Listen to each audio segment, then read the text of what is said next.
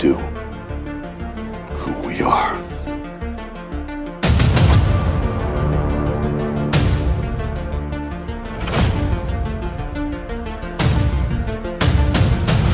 Survive a war, you gotta become war.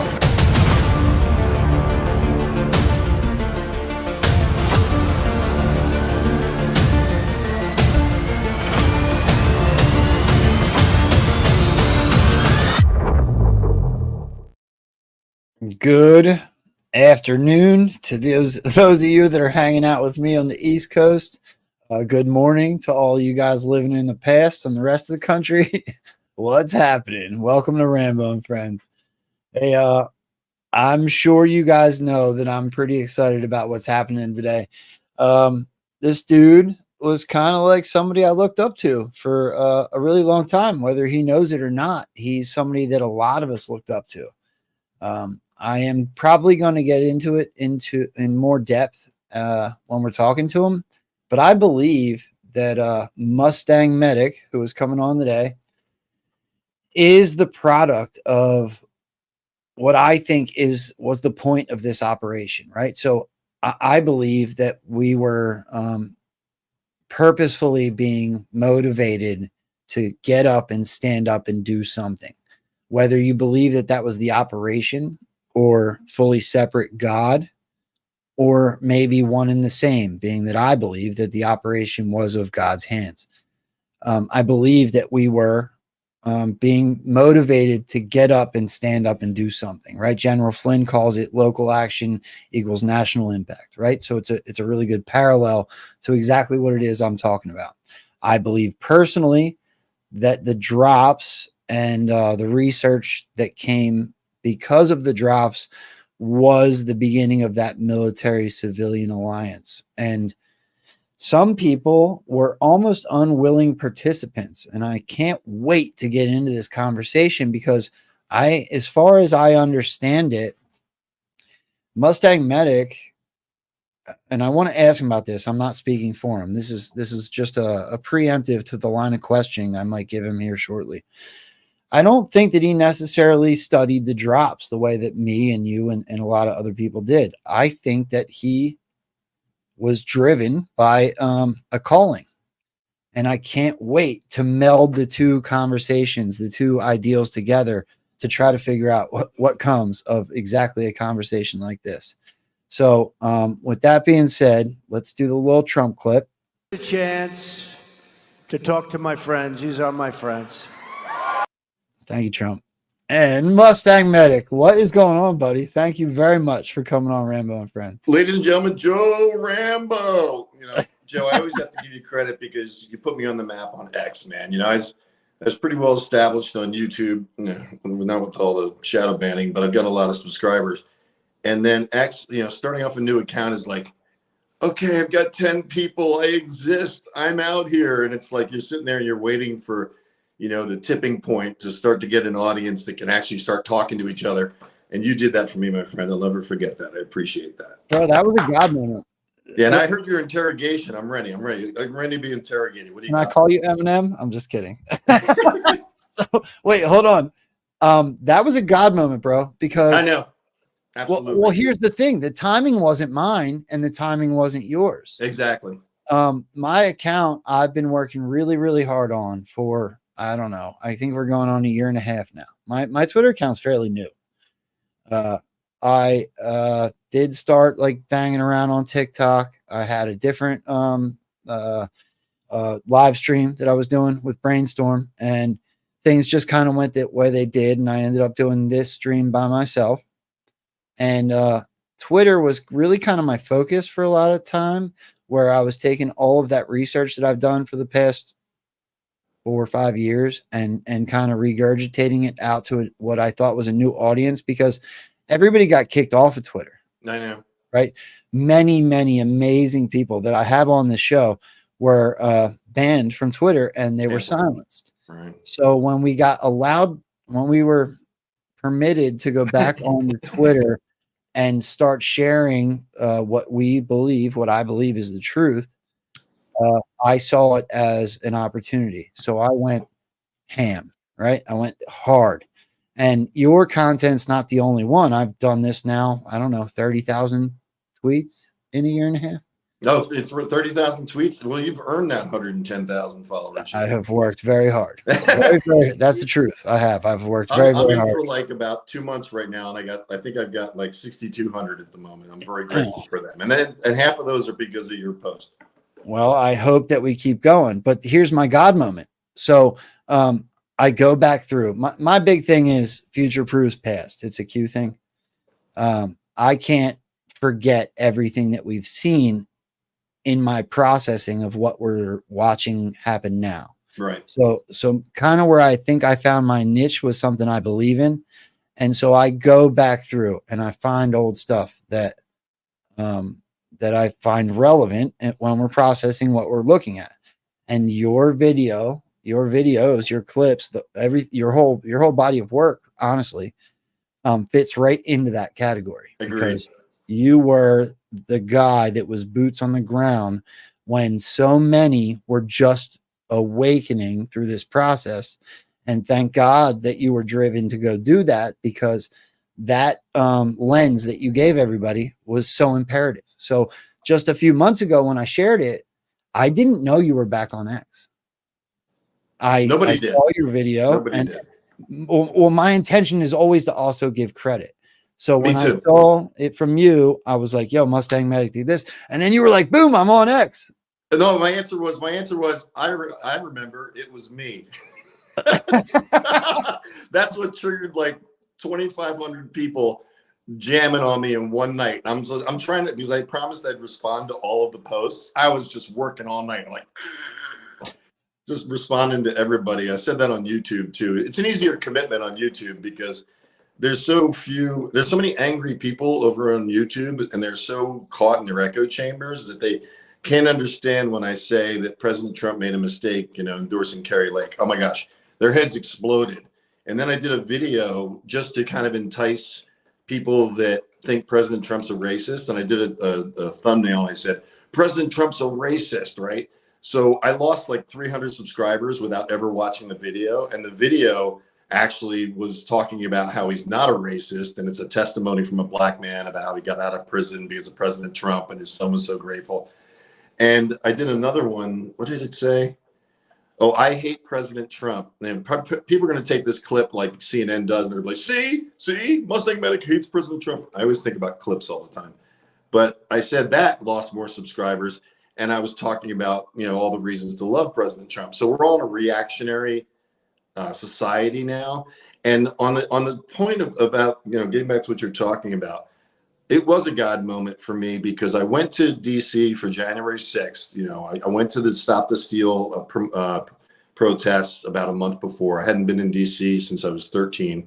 Went to the Stop the Steal, saw Alex Jones. It was awesome to see him in person. I love him. And I got there, I went there January 6th.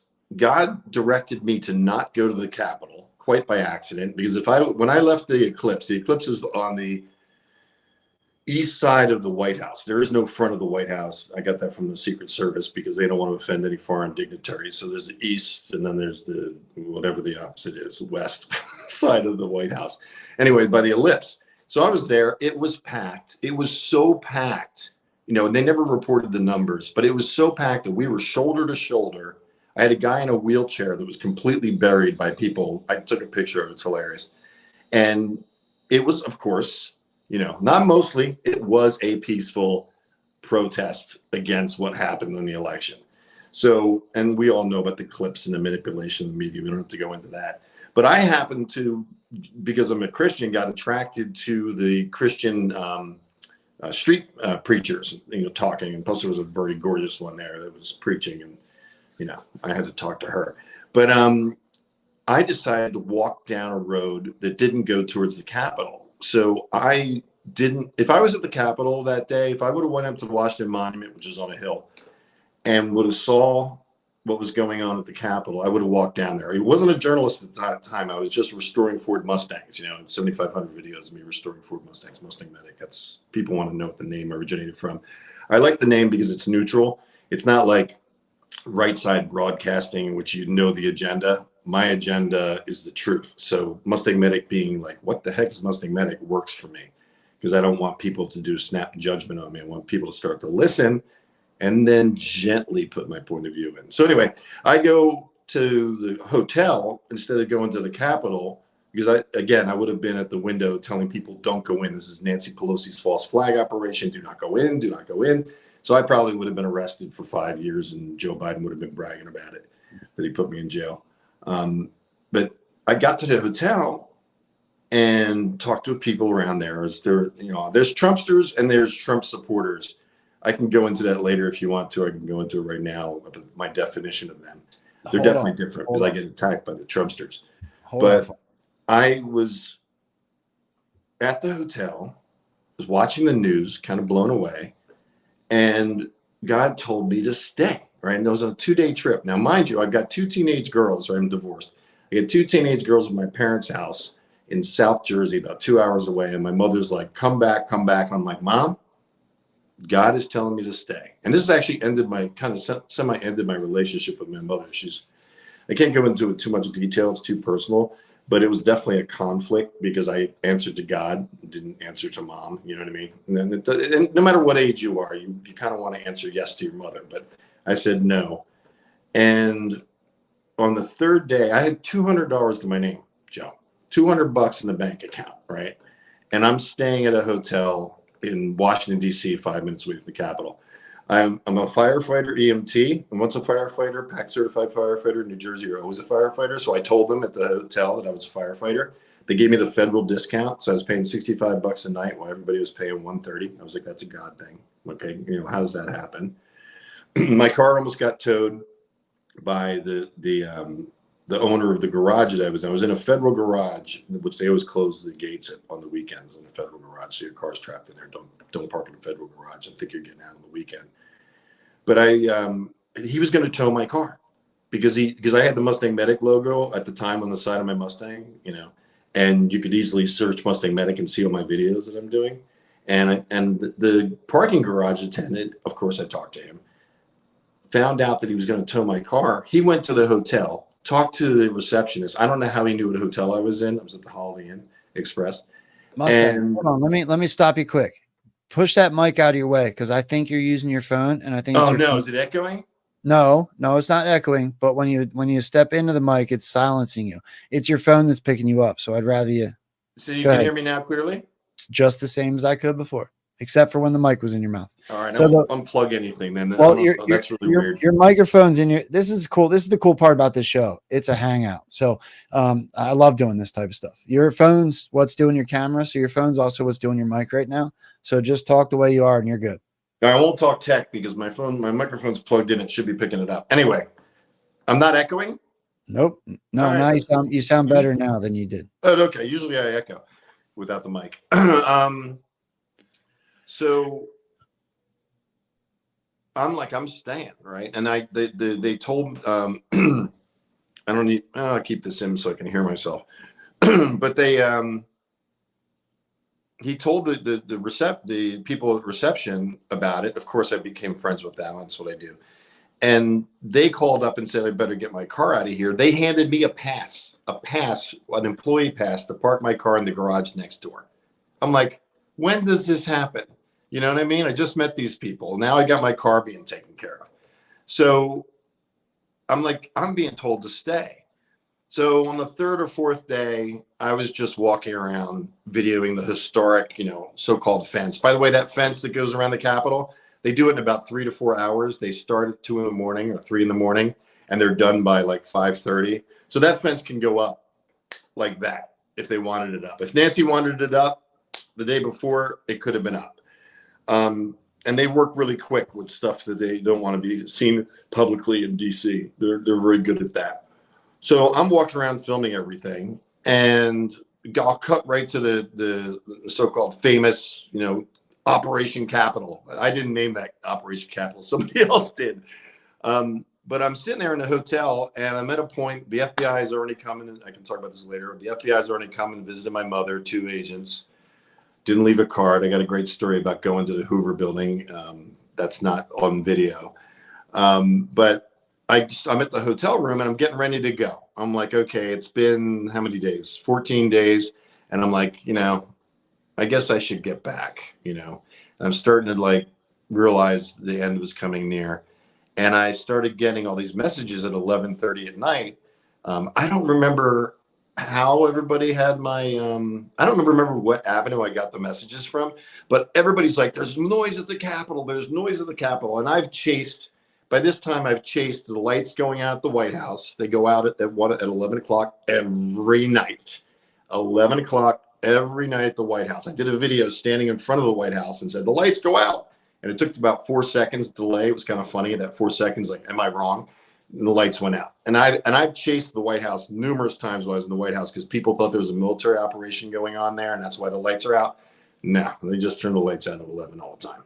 And I was excited about breaking that story because it was a narrative throughout a lot of channels. I've also learned not to go after anybody that's got a format. And that's all I'll say about that. That's a whole nother story. I got a lot of stories. So I got all this chatter coming in at me, and I'm sitting there, I'm getting ready to lay in bed. I got my nighttime clothes on, and I'm like, well, I'm only here for one more day. I'm not going to discount this as not being true. I'm going to go out there. So I walked out there. It took me 7 minutes to get there. It's before I had an electric scooter, which somebody donated to me. Thank you, Don. And you saw it, the rest of it, the video. I've never done a live stream. I've done, at the time I did 7,600 videos about Mustangs, never live streaming. I know. I went through them. Yeah, it's everything. And like you said, everything's, we were talking about this before the interview. I produce everything because I'm an art director, creative director, 40 years of experience in advertising. So I've got, all the flags and the logos and all the stuff that I design. It's really helping me out with the type design. I can do it really quickly. Yeah. What? I said, heck yeah. Yeah, thank you. Yeah, so I can crank, every morning I crank 3 to 5 stories, and it's basically, I'm on a bunch of email lists, mostly mainstream media, because it's so easy to take shots at the mainstream media. It's like, say what? And so I go, I went to the Capitol. My friend Mario said, hit the plus button on your phone, select live. I'm like, okay, I didn't even monetize it, Joe. I was just like, all right, I'm just live streaming. Then I walked up on the buses. CNN interviewed me at around 12:30 at night. I was there for a good hour before they interviewed me. I was standing by the Teamster building. At that time, all the buildings were boarded up. NBC had its logo boarded up because they were prepared for the attack of the evil Trump supporters. It's just so disgusting watching how long they've worked this. Oh, dude, it's so disgusting. I mean, after seeing that, we all knew. Tucker Carlson came out first with the video of people just walking around with their phones inside the ropes, like this, and it's an insurrection. And then we got Liz Cheney putting in sound effects of crowd sound effects in her testimony videos. Treason. Why is she still walking free? We know. I love you. Ah! Hold on, Mustang. I want to hold you up. I told you I was gonna have no problem talking. Go ahead. Yeah, no, you're doing a great job. But here's the thing. So I want to slow you down for the audience. You're not the first person to say that. Well, there's a reason. So, first and foremost is shameless plugs. So I want to show something to you because it's important to me that we meld some. Look, I stand for unity first. I don't care what part of this movement. Look at you with the backgrounds. That's adorable. I didn't do that background. Yeah, you put your thumbs up and fireworks start going off. Are you serious? Yeah, hold on. No, it didn't work that time. All right. There it is. Oh, now you got something else. All right, anyway. Freaking iPhones. All right, look. So my intention is, honestly, with this conversation that I'm having with you today, is to hopefully bring a whole community together, because a lot of people think Q's a fugazi, right? And a lot of people think that none of anything that you talked about was true, because look at what's happening now. And I think that you and I, though we might be on slightly different levels of the same movement, we're in the same movement. Exactly. Right? The ultimate goal is freedom, saving our Truth. country, family, Truth. friends, and saving the kids, right? Truth, So truth, truth. if all of that is true, then we should be doing what. So this is where my angles come in. The drops talk about unity, like, I don't know, 1,700 times. So if you're going to talk about unity 1,700 times, my goal is always going to be to bring everyone together and help build. We're stronger together, not to steal from Hillary Clinton, but I'm gonna. We are stronger together. F her. So I want to show, well, first and foremost, I want to thank the people that are sponsoring the show. So let me do that quick, because I got a line of questioning I think is going to let you talk about all the things you already started going into. Right. So first and foremost, Mike Lindell supports the show. Mike Lindell's a beast. So I hope everybody goes out and supports Mike Lindell. We'll just do this real quick. If you decide to buy anything from Mike, which is absolutely amazing, please use promo code Rambo. Now, when Mike Lindell sponsors a show, he also, I don't know if you know this, Mustang. If you don't, if you aren't hooked up with Mike, I would love to do that for you. If you are, then you already know. Mike does like a thing when he gives you a promo code where he also offers some products. I want everybody to know out there that just today I was able to get Mike Lindell to send the order that would typically go to the show to go to Lori from Brainstorm. I don't know if you know her, Mustang, but she is an absolute spiritual giant in this movement. She helped me and the old show that I was on become what we were. She is still a very active member of that show that I left, and she means the absolute world to me. And Mike Lindell and the lady that you work with when you were working with Mike Lindell is sending her that order today. So I wanted everyone to know that. Please congratulate Lori, because Mike is sending the Rambo and Frens order to Lori's house. That was my way of thanking her for everything she did for me, for Brainstorm, and for everybody involved with this movement. So it wasn't something I had to tell everybody. It's really something that probably could have stayed private, but I was very happy and excited. And I talked to her for like an hour and a half before the show today. So I wanted everybody to know that Lori is finally getting the thank you that she deserves. Anyway, sorry. No, that's really cool. And I have to say something about Mike. I don't know what it is. I've met him 7 times in person, had conversations about 4 times. And every time I see him, like after like the 5 or 6 time, he's like, look at me like, who am I? I'm like, Mike, you don't remember me? I know he's got a lot of people like constantly talking to, but I'm like, oh, Mike, come on, man. What's up with that? You know what I mean? Bro, your old videos are legendary. So is the video of him going in and out of the White House while Donald Trump was trying to figure out. Did you see my when we had him outside the courthouse and I was in there with the mainstream media yelling questions to him when he came out of the courthouse because of that suit about the judges? I don't know if you saw that clip. It got a lot of views. It was about Mike. And I got to, again, hand him my card as he was getting in. He has two security detail when he goes to those things. So they were jumping into a black SUV. I'm sticking my hand inside the SUV with my business card. You know, he's looking at me like, "What? Who the hell is this guy? What the hell? What?" I have a feeling with everything he's been through that some of those security have Secret Service tucked under their. Like one would think. And on the subject of you talking about the Q drops and anons. Now, yes, on the videos, hold on. I don't want to set you free yet. Hold on to that. I got 2 more little things, and then we'll go right into the whole thing. So here's the other one that supports the show. So this is Covfefe.coffee. So I actually have my own Rambo roast, and there's a whole lot. This is something we might be able to talk about, Mustang Medic. I would love to get you involved with this, and I'm pretty tight with the founders, this being one of them, Pepe Deluxe. Was on the phone with him for a couple hours before the show too, but you'll see some of your favorite anons and patriots within this coffee brand. There is Brainstorm, I was just talking about, Sarge, Defender of the Republic, Awakened Outlaw. There's Brian Cates, right?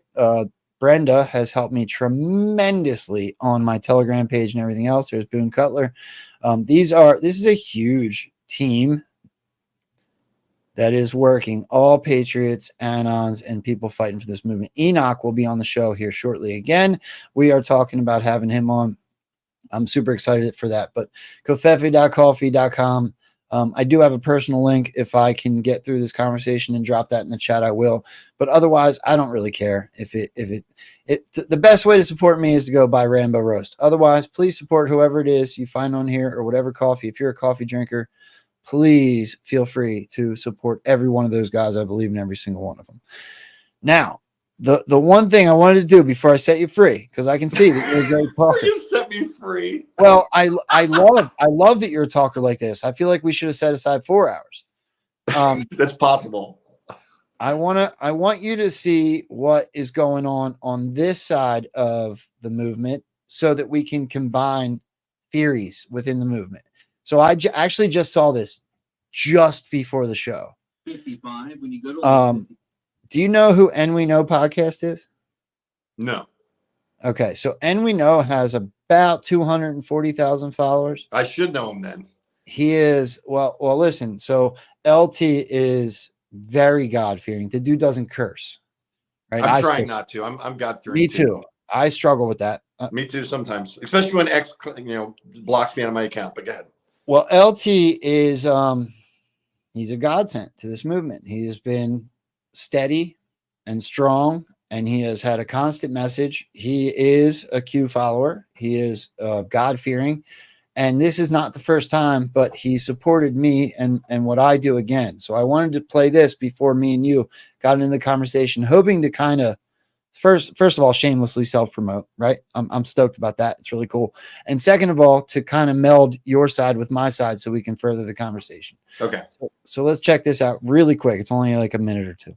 5, we noticed that POTUS validating all these drops. Future proves So the past, the Grasshopper, comms are who he's talking understood. about now, We are will going also to be start on the seeing show. more I believe information next play week, but out coming that will soon. expose the enemy. That's how this is going to work. For those that are confused about why we continue to share things from this board, which I will continue to do because I think it's important. Joe Rambo, I find it baffling when Trump supporters attack me for studying the history of Q and Anons and attempting to apply it to what we've been shown. Between 0 deltas, that means exactly to the day, a year later, 2, 5, 6 years later, things are playing out to the day. It actually happens. Trump posting literal drops on his page, confirmations, proofs, and more. I just can't believe some can't see past the mainstream narrative pushes to discredit all this. If you look at this clip, it's undeniable. Look at this. Watch President Trump. Together, we will make America powerful again. Thank you. Thank you. The whole Thank country you. is watching. The whole country's watching. Is watching He what does you the have Q done. again. You see that? Watch this. The whole Watch this. He brings it around, and boom, Q. He does that and he says, thank you. The whole world is watching. So look at this clip. And even some OG Anons have gotten tired and beat down. It's like the world needs instant gratification or it's all fake and gay. So he's right. People are just constantly, well, nothing happened on that particular day, so therefore it's done. Oh, somebody predicted this wrong, so it's done. Folks, if we knew exactly what was going on, if we had exactly the timetable and the whole playbook for what the good guys are doing and how they're playing this out to wake up the world, then what would we have all of this for? Why would we need them? I think it's important, and I told you years ago why I think it's been important. They attacked it. They, being the politicians, they all came together in 2020 of October and passed some type of bill saying, hey, that anybody that talks about this thing from the Q board, they're an enemy of all of us. Why? Because we're exposing you, because they're asking questions that makes you guys look so guilty. So all of a sudden you joined together because you can't agree on anything, but you agreed as politicians. Finally, you came together and said, we almost all disagree with Q, and therefore we're going to stop them from exposing us. And they did. Nobody was able to grasp the scope of the operation playing out before our eyes, but here we are. Future proves past. News unlocks the map. And man, have the confirmations been coming in hot. Yes, they have been. I guess clarity is a luxury when you're able to look back. Hindsight is 2020, as they say. Listen very careful. Note the past 2 years, the past 6 years, you were told what was going to happen. You were told what battles we faced. Strategic, pre-planned. Patriots are in control.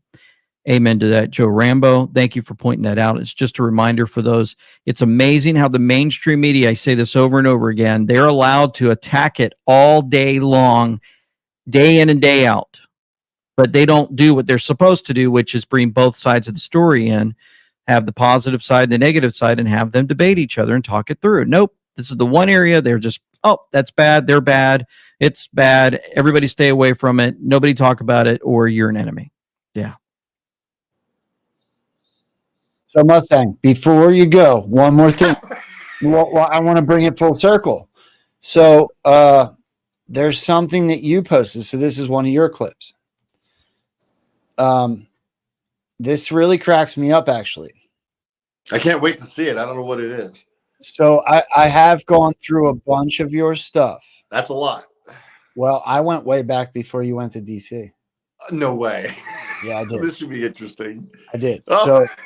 So well, hold on, because I'm going to tell you why. Watch this. Okay. Please make sure I got numbers. I got numbers. Okay. I'm walking on the boardwalk. I'm looking at all these foreign cars. I'm thinking to myself, what the hell are all these foreign cars here? Then I run into this guy. He got all kind of Mustang stuff on him. I had to stop by and say, hey, buddy, what are you wearing all this Mustang car shit for? And looking at all these cars. And he's a big Mustang guy. So am I. Tell me what you got.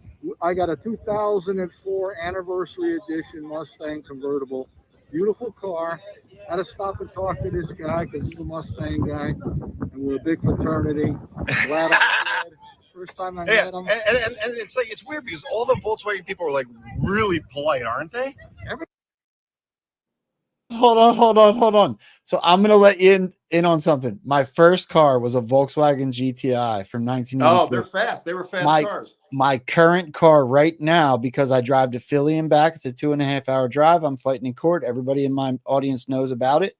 I bought another GTI. So I have this 2022 GTI that I put rims on, right? I acted like I was in high school when I had to buy a little car because of traveling. So I bought the car, my very first car. I love Volkswagens. And I love that you guys just brought up that we're polite. Look, it's an American thing. I know they're German cars, but what I love about what you're doing here is this is before the movement. And this is literally unity encapsulated. So I think that was my point. Go ahead. I don't have to do the whole thing. I'm going to set you free now. Go ahead. You did your research, man. I can't believe you did. That's a great point about that. I remember that. That was Volkswagens on the boardwalk when I was in New Jersey, and I went down to, I think it was like, had to be Atlantic City because of the big boardwalk. But I've always been about unity, and I've always been about listening to people and being open to everything, and I'm a Christian. So immediately I'm a Christian white guy, you know what I mean? So immediately I'm stereotyped as some strong-willed person that's got all these, like, I'm going to throw my opinion at you. But no, I do this with my audience all the time. And the reason I tell people that I'm center and I lean right, I pissed off a lot of Christians when I said that. And I was surprised how angry they got about it. They wanted me to say I'm far right. But at my point of view is I want to talk to the liberals. I want to talk to the Democrats. The leftists, you really can't touch. They just completely freak out and want to kill you. But the liberal Democrats that are lost, I consider them, anybody that's a Biden supporter, they're a sheep. They have fallen into the CNN, MSNBC thing. They can't get out of it. They're stuck in their echo chamber. Everybody's saying, yeah, TDS, Trump is bad. They haven't used the orange man bad lately, but that's what they use. And they react. So when I get people that are really pissed off, and again, I've been attacked by all angles, and I can go into the Trumpster definition after this. Remind me, because I go down, my ex-wife called them bunny trails, rabbit trails, because Spanish was her first language. It was pretty hilarious. One time I said to my wife, see, I'm going down a rabbit trail. I said to my wife, chivalry is not dead. When I opened the door for her, you know what she said? She goes, I don't know chivalry. And she walked past me. She thought chivalry was a person. Anyway, the thing is that, like unity, like you say, how should I? Let me go. Let me go into the first point you made. We both get unity and we understand it because people then can learn from each other, and and the same thing with the anons, right? I understand there's Q drops. I understand there's anons, and in CNN when they asked me if I was a QAnon because they want to put the QAnon together to evil QAnon conspiracy theorists. My point of view is there's a theory. I got a theory. And I'm telling you, this is my point of view, but I can't prove it. And then what the mainstream media does is they use conspiracy theory to discount any information seeking that you're doing when you've got a theory. So there's conspiracy theories, and then you've got theories. Now, the conspiracy theories, they're lock, stock, and barrel. This is going to happen March 15th, 2021. President Trump is going to take over the Capitol, and we're going to win the thing back. So I went out and set up my camera, aimed it at the Capitol on March 15th, was there almost all day. And I'm like, nothing happened. Here it is. Nothing happened. And we all want the truth. So it's like we have to read between the lines because the truth is in there. The way I relate myself to anons is we're in the same camp together. I'm similar to President Trump where I'm not going to come right out and say anon or anything because the whole movement gets discounted and people shut their ears. They hear anon or they hear QAnon and just go, and they can't listen to anything that's going on because all of us are truth seekers and we want information. And we also all know we don't know 97% of what's going on. We're trying to figure out what's going on. The deep state ain't no joke. There's a very good chance they're going to steal it again in 2025 or 4. We know we're being lied to, Mustang. Yes. That's the shitty part. Yes. And I don't think it's ever ended. I mean, we've been lied to since the country was founded. I mean, it's ingrained in the politicians. And we can talk about the money situation that I've learned recently. I had a conversation with, let me think if I can say his name. I'm not going to say his name right now, but I had a conversation with somebody. Some people, if they watch my content, can guess who I'm talking about. But I've got a political contact right now that's like in the running, in the thick of it. And he's sharing stuff with me that's blowing my mind because he's been in politics for a while. And I want to share that with your audience. But the thing is with the whole anon movement is that we all want the same information. We all want the information. I take hits sometimes because I prove some kind of that people will say something's going to happen. And then I go, look, it didn't happen. And it makes people angry with me. And I've had groups that are organized and I don't want to explain the organization they have because I don't want to create it or support it. But we're an all out digital bloody warfare right now. I mean, people will get attacked by other people's followings. So, I mean, you got a following of 110,000 people, right? So, you've got power because you've got a loyal audience that follows you.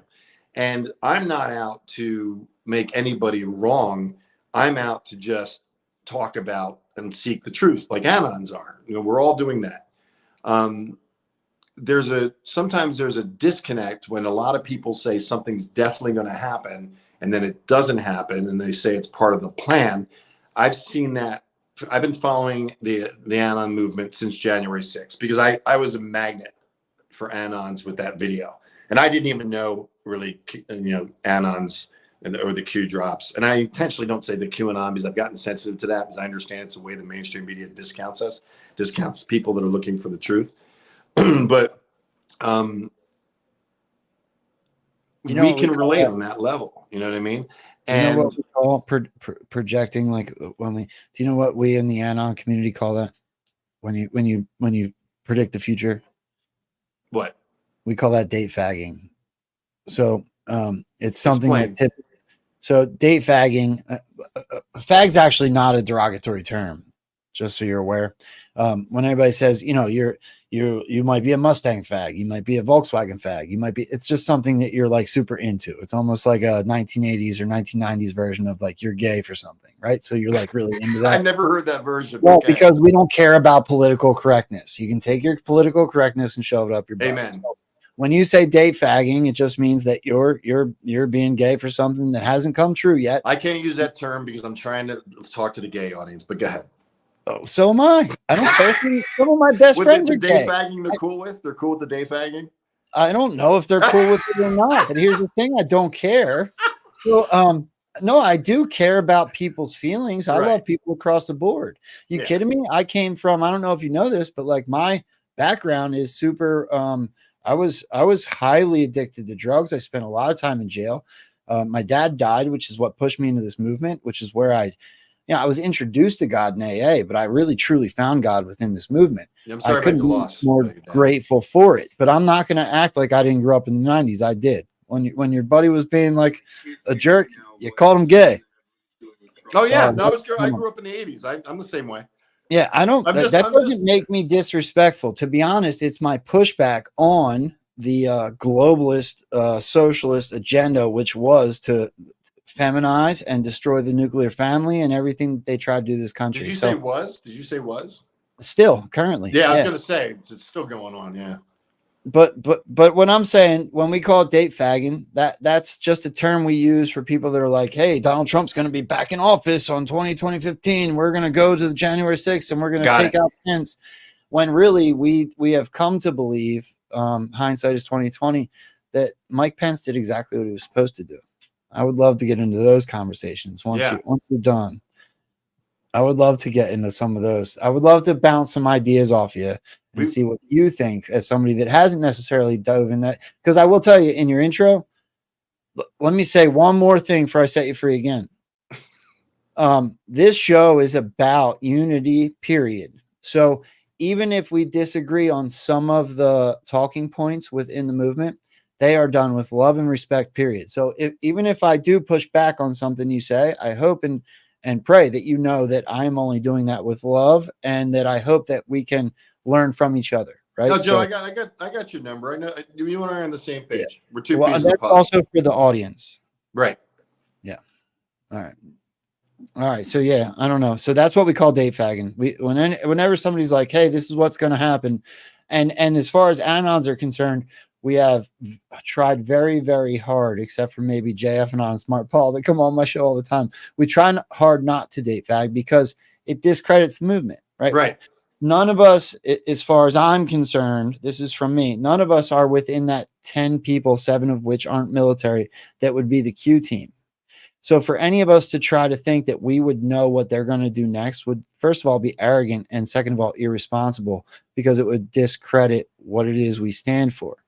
Our job would be to be here for those that will be shocked because of what's coming. And second of all, to share the truth, which I do fearlessly in a way that sometimes some anons don't necessarily appreciate, because, exposing the operation isn't necessarily the best way to red pill. However, I do think that we're far enough along in the operation that too many people have seen too many anomalies to not be known that there should be some comfort within it all. And that's why I do what I do. But I don't know. I'm gonna give it back to you. So that's kind of, I just wanted to bring up that date fagging thing. That's literally a thing that we analyze in this movement. And it's interesting because we didn't know each other until you shared that post. I didn't know of you. And the more I watched your posts, of course, I started following you on X and with all your posts and replies to watch, how you're talking to your audience. And you and I are actually, we're the same, really. We both have the same point of view. I am not owning like the title of Anon. I'm doing that. I'm an information seeker, and I'm doing that intentionally because I'm trying to reach. And again, like it's similar to President Trump. You're not going to sit there and I'm not going to do it, because what I'm trying to do is not only I want to talk to anons, of course, but also I want to talk to an audience that completely discounts anons, to try to bring them in just gently to get them to start to see a conservative point of view. That's why I cover the mainstream headlines. I can put my perspective in that, and I'm always quick to say this is a theory. Because I don't know if I said this, but the mainstream media, the way they discount anyone is they call it a conspiracy theory. It's a conspiracy theory. That's why CNN when they did the interview with me on January 20th, 2021, while I was doing the live stream. I was so glad I recorded it. I don't know why the screen went black, but I'm so glad I got audio on CNN, because I've got in a video. I don't know if we found it or not. We were going to look for it, but I've got a video that summarizes the moment that I was there, the interview with CNN, and then what they produced and put out. And their goal, CNN, was to totally, and you know this, especially around 21, early 21, is to demonize QAnon. Oh, they're the Trump's evil. First, they demonized what? How many of us? 70 million people that supported President Trump, the so-called MAGA movement. MAGA deplorables. We all support this so-called insurrection that wasn't an insurrection. Nancy Pelosi played it like a fiddle. She did so good with this false flag operation. I mean, I can go into all the things that she did to make sure it happened. Most of us know most of the facts. Babbitt, right? Ashley Babbitt should never have been shot. Unarmed white woman killed in the Capitol. Was she? No though? threat, right? Was she, Mustang? Was she killed? Yes. There's a theory she's not. I'm going to send you a Woo's News video that's going to make you question your reality. All right. I'm totally open to questioning my reality. That happens often because I've got a group of people around me that don't see the way I do, and they're friends of mine. And I'm talking really don't. Like a Biden supporter I'm friends with, believe it or not. I'd play it right and now. I value those An hour relationships long. because what? I said I'd play it right now, but it's like 45 minutes long. So Oh yeah. I'll definitely send me the link and send everybody else the link. Well, But where was I going? sorry. See? 59. Lost my train of thought. My bad. What was I saying? Do you remember? We were talking about January 6th, and you were talking about Ashley Babbitt had been shot. Oh, okay. And you said, is she really dead? Well, let's just talk about the optics, okay? She looks like she got shot. Looks like she got killed. And I saw that picture that you're talking about, thinking it was her after the fact in that audience. I've seen that picture. I'm still not locked in on having a decision on that. But no one did anything.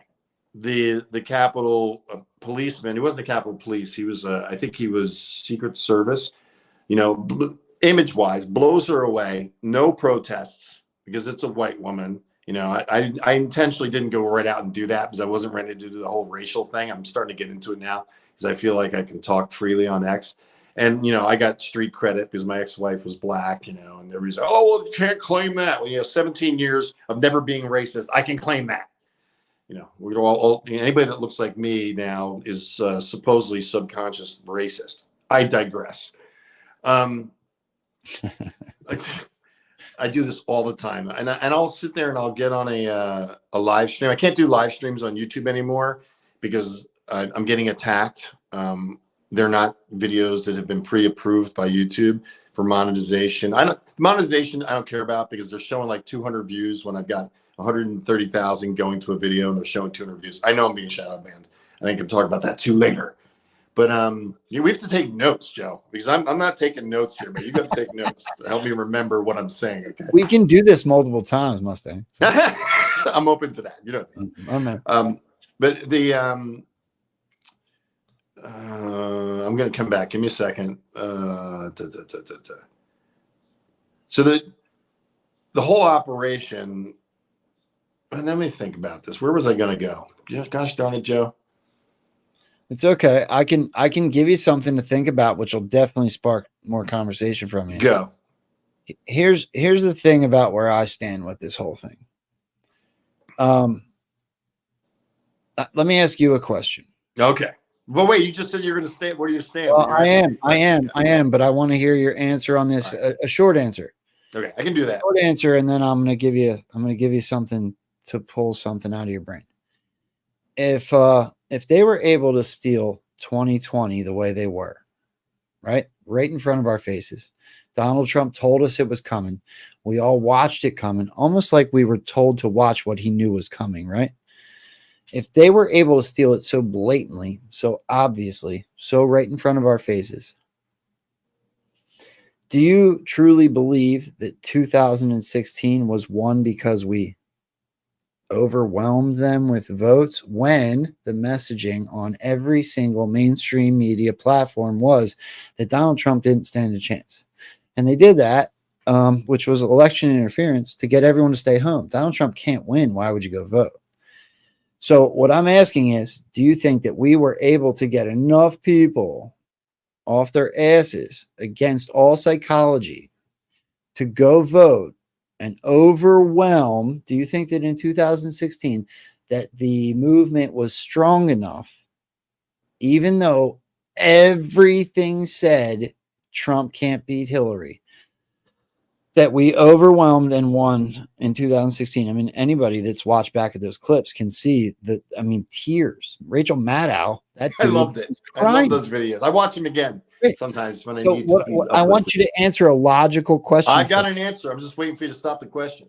Okay. Do you think that we legitimately, the way that they were handling elections, beat them in 2016? Okay. So what I believe is that the Democrat operation, the DNC, to steal the election like they did in 2020 was not operative in 2016 because they got lulled into believing that it was a shoo-in that Hillary's going to do it. The polls were showing 90%. I think I just did a post on this morning. The shows were showing 90% Hillary Clinton's going to win. So I think they didn't feel like they needed to steal it. They didn't really need to do any manipulation. And I think that the vote came out because Hillary's so disliked, and President Trump was this new businessman that was something that could be different than the typical politics of Hillary Clinton. We all know where that would have went. It would have been another Barack Obama. What term is he on now? Barack Obama, third term. So I believe that they got shocked. And I think that's why Hillary Clinton was like, what the, you know what I mean? Because they were so sure they were going to win. They did not do what they did in 2020. 2020, they knew they were going to lose. So they did what they did. So Yale's Can I answer the question? Yes. Okay. Yes. And I love your answer. I not only do I love your answer, I respect it 117%. Where's the fireworks, Joe? Where's the fireworks? I don't know, but I love your answer. But I want to push back. So here's why I had somebody like you on, because I love these conversations. I love talking to somebody that is a critical thinker. I don't want to say buys that, but yes, you are a critical thinker. I'm a critical thinker. I love critical thinkers. I think what you're saying was a guided thought process. Let me expand.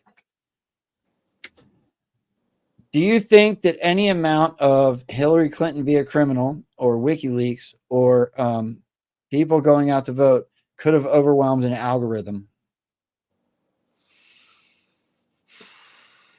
What I'm saying to you is 2020 exposed that the machines were on the internet. 2020 exposed that there was algorithms involved. Absolutely. The dump of ballots and all these things that happened in the middle of the night, the fraud logo. Don't get me going on that. I can break that down for you too. I watched. My critical thought process has brought me through watching 2020 back to 2016. Donald Trump messaged that 2020 was going to be stolen for months leading up to. Barack Obama, as you just referenced, was on camera intentionally messaging for the public that if he could have a third term, he would sit in his basement with an earphone. Did a video on that. I know, but can you not grasp the concept that why would the enemy tell us exactly what they were going to do? Why wouldn't that be the good guys exposing and leading you down a path to motivate you to stand up and save your country? Okay, wait a minute. Let me wrap my head around that again. Yes. All right, so you're saying Barack Obama was doing what? I'm telling you that what I believe is the original sting operation, as far as elections were concerned, was 2016. I think they protected it, at least in the key swing states. They protected the 2016 election, which is what put Donald Trump into office. I don't think Donald Trump is the operation. I think he's the face of an operation that was already ongoing prior to 2016. Oh, well, I think that's very probable. So if they were capable of stealing elections and they then blamed Russia for meddling, why wouldn't it be that, first of all, Russia didn't do it? No. It was the white hats. It was the good guys. So if they were already stealing through, Donald Trump is the one that put Space Force into. Do you know? My daughter is just applied to Space Force. Hang on a second. I need fireworks on this. I'll give you fireworks on that one. Dude, That's she's going to awesome. have Tell your security daughter. clearance that she can't even share with me. How cool is that? My daughter, 17 years old. And I don't tell anybody because she gets really upset. She gets really upset with me. And you know, if anybody knows Rachel, do not tell her that I said this on a public interview. She's running for president of the United States when she's 35. So when she gets into office, Joe, I'm going to be able to walk around like Joe Biden, right? Because I'll be his age, and I won't have to make believe I'm president. I can just like bump off walls and stuff. They're, oh, Mr. Weeding, you know, there's the father of the president. Let's move him around. You know, I won't have to be like, I won't have to act like President Biden. I'll just be like, no, I'm just old like him. I don't have any mind anymore. Joe Biden is the president of the United States. I know that's hard to hear from some of your audience. It is. He is in there, and he is ruining our country. Is he an actor? Maybe. Does he have body doubles? Yes. Would they find a better actor if they were putting Joe Biden into the Capitol, into the White House? I would think so. I would. Well, think then why are you? Hold on. Stop. Hold the show. Hold the show. Hold on. We're going to talk for 4 hours. Go ahead. And let's do it. I don't care. We'll talk to the kids. Come on. They're all at school. My battery home, then we'll stop. I'm not watching the time. Look, you just went through some very logical reasoning. So if Joe Biden looks nothing like he did, right? You just said, if Joe Biden is an actor, and some people buy into that, I, for one, absolutely do, right? Okay. Full disclosure, that's not Joe Biden. Now, why would Joe Biden be the greatest red pill in all of this movement if Barack Obama was sitting in his basement and telling him what to do? So now look, he's tripping, he's falling, he destroyed every policy. Let me just tell you right away what I think. Q told us, and as it showed in that clip I showed in the very beginning of the show that and we know spotlighted, there's a Q drop that says note the past 2 years, and then it says note next 6 years. If you understand that drop correctly, what they told us was this operation would last till early 2025. What it looks like to me, Mustang, if we take everything you just said into account, is that we are looking at a General Patton style ghost army like they had in World War II. And Donald Trump has his Ghost 46, you know, inflatable tanks. No, I know. Trust me, I know Okay. World War II. So if you can see that Donald Trump spotlighted General Patton so heavy, and then you take that lens and look at what you're looking at with your research, your video of 2020's inauguration the night before is so brilliant to me, because it proves that, first of all, January 6th was a setup so that they could cage in the Capitol. They caged in the Capitol, and then they had an inauguration with only National Guard and some of the press. The rest of them were across the street on a roof. I've got a press story for you. Remind me of this. Go ahead. Well, let me finish this. So what I feel like I'm looking at is exactly General Patton's Ghost Army. They have installed a Joe Biden presidency where the guy is so blatantly obvious not Joe Biden, and they have used him to shut down and destroy every single policy Trump had. Thank you to the 4 years we had prior to him, where, let's not forget, he did a world tour. He went to North Korea, crossed into North Korea, never happened before. He went to China, and he sat in the Forbidden City. No president has ever sat and done that. He went to North Korea. North Korea. Right, North Korea. He crossed into the border. Damn. And Saudi Arabia, he had a sword dance. Right, he went to the Pope, and we saw the Pope literally looked like he saw ghosts. And he told us the very early in his presidency, his 4-year term, that this was the calm before the storm as he stood in a room in the White House with a whole bunch of generals backing him. He told us about TV generals versus real generals. He rebuilt our military. He told you we won't Oh yeah, announce. you can go on and on with the list of the great things he's done. Yeah, He told us that we will no longer announce future military operations. Right? We will not announce when we will attack, but attack we will. Obama killed me. Why did he tell us, Mustang, that we were sort of in his second term right now? Okay. Well, we just covered that. We started off with about Biden being real. Let me cover that. He's not. I knew your point of view. I knew your point of view. Thank you for the interjection. I did a video like, will the real Joe Biden's please stand up? Please stand up. Please stand up. That's my Eminem imitation.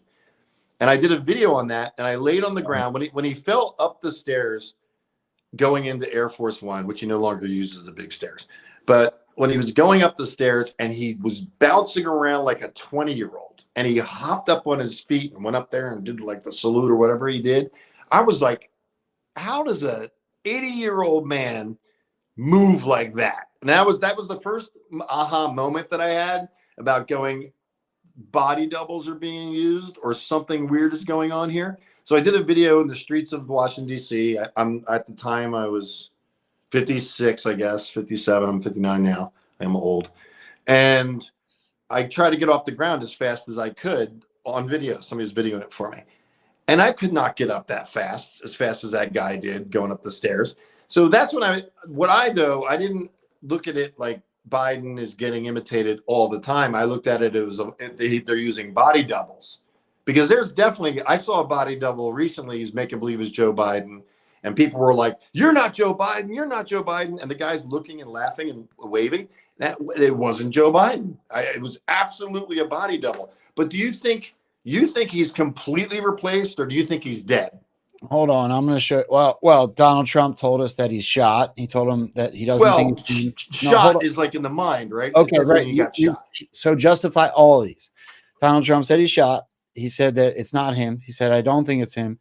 He said that Joe Biden has like half his head. So, and he still gets he's so this is how I'm going to explain it to you. First, Donald Trump's words, and second, the Q drops. So here. So the drops told us that the people can't be shown, they must be told, right? So how do you show the people? You must walk through the darkness before you can see the light, right? It's been said many, many times in the drops, the same things. What I truly believe is this operation, which I liken to General Patton's Ghost Army, is that they stepped on the gas pedal. And when I say that, what I mean is they amplified the messaging. What we're seeing right now, whether it be the border, whether it be the pipelines and energy, whether it be any, hot topic talking point that we have right now that everybody's upset about, child trafficking, human trafficking, drug trafficking, always with the trafficking. What I'm going to say is that I truly believe that it is an amplified message of issues that are real, first and foremost, that this country has faced for decades upon decades. It is issues that have been like we have had infiltration into our government since presidents before I was born. This has been going on. So what we're watching right now in this Joe Biden, earlobes attached, eyes are different colors, hair's not right, everything about him, he's shot, doesn't know it's him, he doesn't know he's alive, everything, is that they are amplifying the message on the issues that have already existed in this country. So the drops told us, shown, not told. You must walk through the darkness before you can see the light. Donald Trump told us, this is my favorite drop. And one of the beautiful things of the pause, if there is such a thing as a beautiful thing, but one of the important factors of the pause is that we see how bad they've done. So we will be able to do it properly, and it will be much easier. Everybody will agree with us because everybody sees what a bad job has been done during this 2-year period, and it will be a 4-year period. everybody sees that, it will be much easier for us to do what has to be done. Now, bear with And me. one of the Bear with me for a second. Donald Trump told us that the news is fake. He told us that the indictments were fake. He told us at least 2 times that I have right on hand that they were the ones that were really under investigation. What I think that I see happening justifies your work in 2020 into 2021. It completely justifies everything you filmed. Whereas you thought you were seeing something and then you were discredited by the mainstream, I think you were right. No, I think so too. I think so too. You were freaking right, bro. That's why. Well, I can tell you some stories right now that are really modern. That things that make you go, hmm. Do you want to hear it right now? You want to hear a story that just recently happened? Yeah, let's just go back and forth. Come at me. Okay. I did a story. Oh, I got to approach this. So I have to be careful not to give up my source as I talk about this on an interview. I did a story that the U.S. was doing active military operations over Gaza. I didn't go into detail. Bunker busters, 30,000 feet, guys with a laser targeting within like a yard of where that missile's supposed to hit. And it all was inspired by the young man, the 25-year-old, that lit himself on fire in front of the Israeli embassy. So, I got a text message before anybody else knew about it. When it happened, I got a text message within 5 minutes of it happening because of a connection I have around the White House. And he's somebody that I made friends with him while I was around the White House. I'm not going to say the specific spot because never mind. I'm very careful not to ever give up a source. And I also am the same way about confidential conversations. Everything, Joe, that you and I talk about offline and stuff like that is always confidential. I don't do that because, one, you don't stab your friend in the back that's confiding in you. And 2, if you stab them in the back, it goes public and you'll never hear from anybody again. People that are holding confidences, get a lot of information. So anybody that's not holding confidences, you want to start holding them because you find out a lot more information by not talking out of school. So I did this story. I was walking down the street. I got this text message and I immediately got inspired by why would somebody light themselves on fire saying they were participating in genocide? And I'm thinking, and I've been through depression and everything. I've wanted to die and I've wanted to die in my sleep. You know what I mean? I'm not looking for pain, but my point of view was that God has a mission for me. So I'm not going to be able to kill myself. I'm going to just damage myself. And then when I get out of the depression, I'll have like a missing arm or I'll be blind because I strangled myself. You know what I mean? I was just like, I knew God was going to keep me alive. I can throw myself out in front of a car. I'll be like laying there with one piece of me and I'll still be alive, but damn it.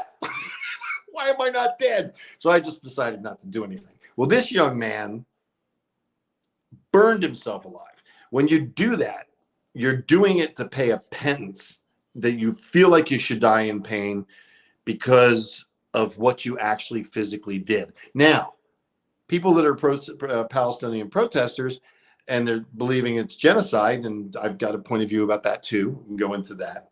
I disagree with Ben Shapiro. So really all I got to say about that. But he's a scumbag. I know. I'm really disappointed. I used to follow him in the past when I was deceived. But Candace Owens, Christ is king.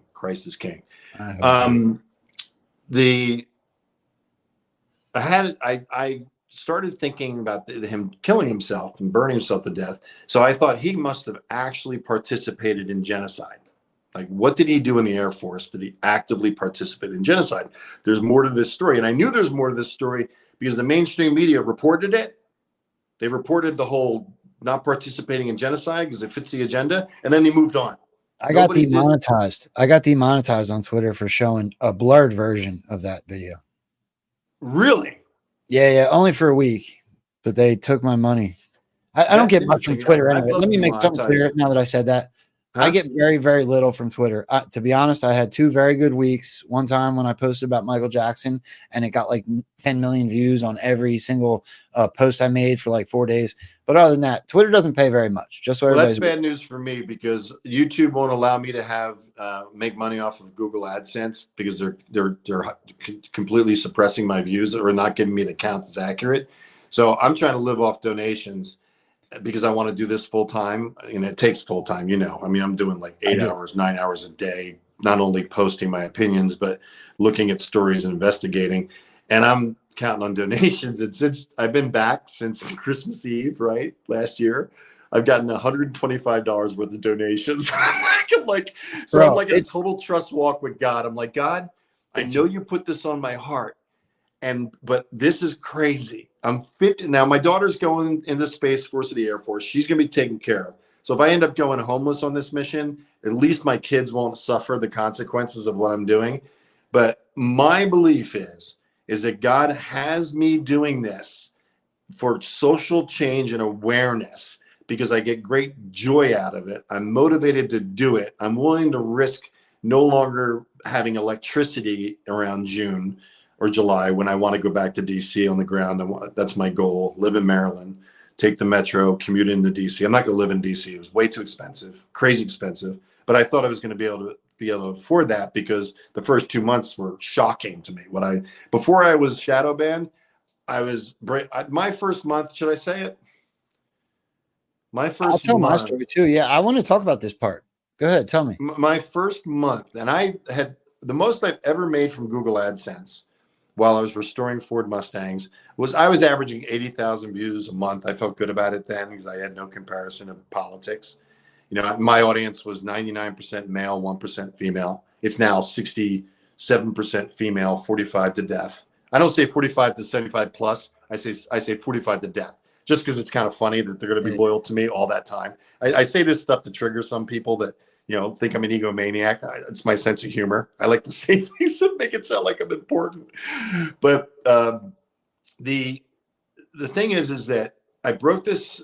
Back to the story. I broke this story about the military missions because the contact that texted me, I didn't recognize his name. It had been like 2.5 years since I had spoken to him during my dark times. I didn't talk to anybody during my dark times. Nobody. I was alone in a room and I couldn't look at a mirror.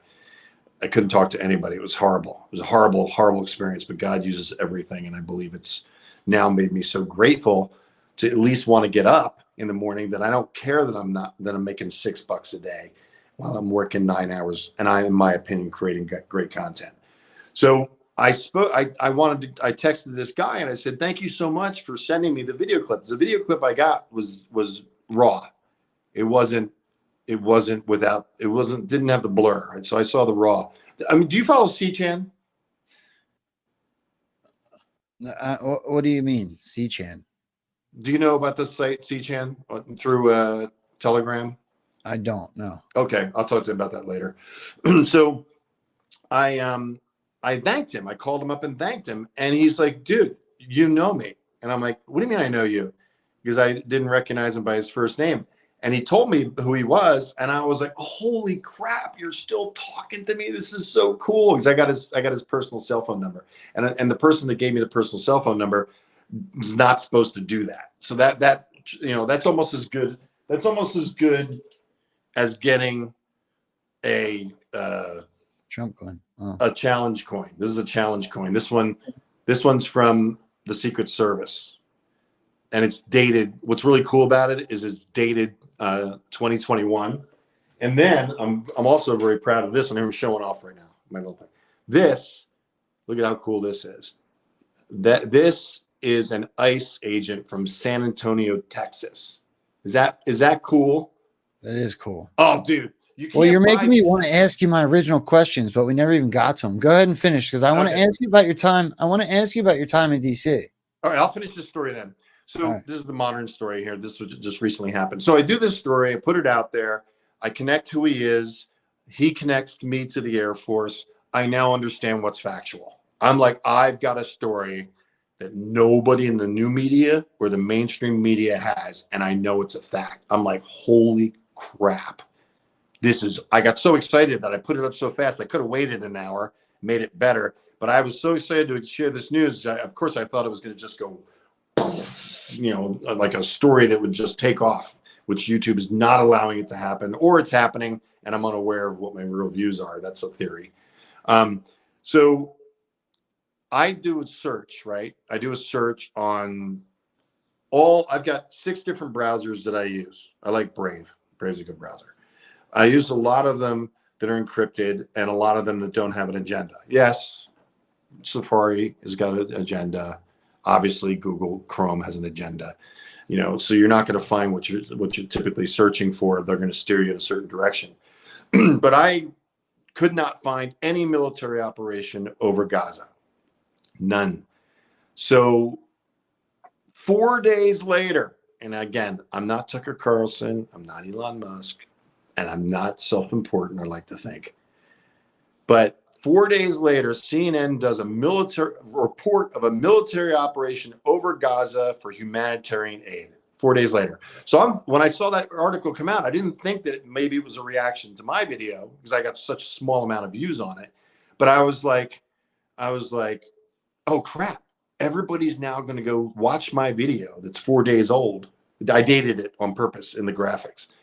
They're going to watch my video and they're going to search and they're going to see, oh, military operations over Gaza for humanitarian aid. Mustang Medic's wrong about the missiles, about the military operations. And I thought, what a great way to discount my message. Now everybody watches that video, searches, and there's plenty of military operations, even though they weren't there the day I did the video. Am I still here? Yeah, you're here. I'm listening. So then the State of the Union happens, right? Which was, I think, 3 weeks later. It's been like a month. It's been like 6 weeks since the State of the Union. I got something about that stupid barge that they're saying they're making in Gaza. What a bunch of crap that is. But and during the State of the Union, he says they're going to build a pier for humanitarian aid for Gaza. Now, most of us know 67% of Gaza is a sandbox. 67% of Gaza has been destroyed, right? And recently, like in the past week, Israel has announced that they're going to start going after Hamas. And I'm like going, what the heck were you doing for the past 3 months destroying it? Now you're going after Hamas? Like they slipped up on the PR on that. But the State of the Union, he mentions humanitarian aid to Gaza and building the pier. So I've been looking, unfortunately, Google Earth doesn't get updated as fast as you want to. But I did see a news report only about a week ago saying that they're planning on setting up the pier. It's been 6 weeks since the State of the Union to do humanitarian aid in Gaza, and 6 weeks ago. And now at 6 weeks, they're doing news reports from the mainstream media that the U.S. is planning to set this up. Gaza's gone. The pier is not going to be built in time. The pier is a cover for military operations. It's all fake, and that timing of all of this solidifies my point of view about the military operations. And Tucker Carlson has mentioned that military operations have been going on for months. He just casually mentioned that on one of his shows. So some people called me a liar and you're doing this and you're doing that. And I'm just like, prove me wrong. Prove me wrong if I'm a liar. Can I add something? Please. I know. I told you I could talk, Joe. Well, I want to add something to your research because I think your discernment's brilliant. I'm just going to tell you. Thank you. Because you're actually not pulling from some of the places that I'm pulling from. Right. And we're coming to similar, maybe not exactly the same, but very similar conclusions. Mm-hmm. So are you aware of how many of the 530, whatever it is, members of the government have their dual citizenship in Israel? No. It's like, I heard about it, but I don't know the amount. It's a lot. It's like 52% or something. What? Yeah. So wait. 52% of the don't quote me. Don't quote me. Somebody in the chat, correct me if I'm wrong. I don't know if it's 52 people. I don't know if it's 52%. Somebody in the chat, I'm paraphrasing off of the top of my head. Somebody that knows, because I'm sure one of you guys do, please throw in the chat how many of our current elected officials have dual citizenship in Israel. And while they're doing that, I want to show you something. So watch this clip. With the Biden administration, Mr. Prime Minister, to push forward to make Iran's worst nightmare real. The Arabs and the Israelis move toward the light. Well, thank you. Senator Graham Lindsay, I appreciate your personal support and the bipartisan support of the American people represented by the administration, by both sides of Congress. We're absolutely committed to achieving our war games. That is destroying the goals, releasing our hostages. Is that real? I can't hear you, Joe. I can't hear you. Hold on, my bad. Oh, there Yes, you are. absolutely 100% real. 2 days Oh ago, my he gosh. said that. So now, have you seen what the drops? I'm sure. I would like to think you've seen this. If you haven't, you need to. Hold on, stand by. Do you know what the drops say about Israel? I might. I occasionally I'm looking at drops, and occasionally I'm getting other information. So I don't want you to consider everything that you've done in your research, exactly the conclusions you've come to from what you've seen in your personal experiences. Now consider that at least 89%, they're telling me 89% of our government has dual citizenship in Israel. If you were to bring on people like Cag Drago or some others, you would know that, first of all, they don't hate people that are Jewish. They do, however, feel that the deep state is the Israeli government. And 80% I'm looking at in our chat, if they're right. Thank you very much for the $20 Rumble rant. Thanks for your time and taking to share these stories and truths. I appreciate you more than you possibly know. 80% of our elected officials have dual citizenship in Israel, if our comment section is right, and I believe they are.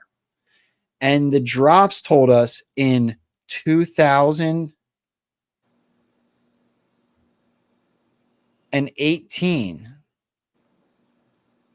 that we're saving Israel for last for a very specific reason, not mentioned a single time. And now, just as of fairly recently, someone goes into Gaza on fan planes. They got the freaking Iron Dome, and we're invading them with fans and parachutes. And 80% of our government has dual citizenship there. These are all things that need to be considered when we're coming to these conclusions. And what's funny is, I think your conclusions are still you're still coming to the same conclusions I am. Israel is war games. Are you kidding me? That is strange. We're That's not a slip. Well, okay. So let me ask you, how do you feel about Russia into Ukraine? So Russia into Ukraine, we find out very, very early, as far as my research is concerned, that we're looking at bioweapons labs, and we're looking at the Azov, literally Nazi within Ukraine. Oh yeah, no, the Nazi movement's very, very prevalent in the Ukraine. Unfortunately, they've killed off they've killed off most of that generation. But go ahead. Here's the thing: we're not being told the truth. No. So anybody that's trying to use the mainstream media as a source, you're fooling yourself. That's why they're so fun to poke at. It's such easy stuff to post on, because the agenda is so obvious. I wish I had your CNN interview, because I would love to laugh at that. Oh, dude, I can't do it now. I hopefully just tell me if you still hear me when I unplug this, because I might need to actually plug in the power on this. Can you hear me? I can. Yeah, you're right. This is like not working. Damn. I told you. I'm not echoing right now? No, but everything's coming through your phone, your video and your audio. This is new to me. Okay. So, you sound fine. You sound good. Thank you, sir. Where were we when I started worrying about production? I don't know. I got all these. Wait, you're too young to not remember this stuff. How old are you? I'm 42. Dude, you're a youngster. I don't feel young, bro. I know, dude. Trust me. Try 59. Try 59 and doing this. Try it. You'll find out when you're doing it, because you'll still be doing it like I am until we're dead. But I dress like I'm 30, but that's because I shot heroin for 10 years. So I feel like that part of my life doesn't count. Joe, your transparency is impressive. I got to tell you, man. I appreciate that about you. That's where we also similar. We're very similar. We'll just say it like it is and take the hits. I try to be real, you know. Yeah, exactly. We're being real. We're not even trying. I always said to my kids about trying, because people are always like, I'm trying to do this. And so what I would do is I'm going down a rabbit hole. I'd put a pencil on the table and tell my kids, try to pick it up.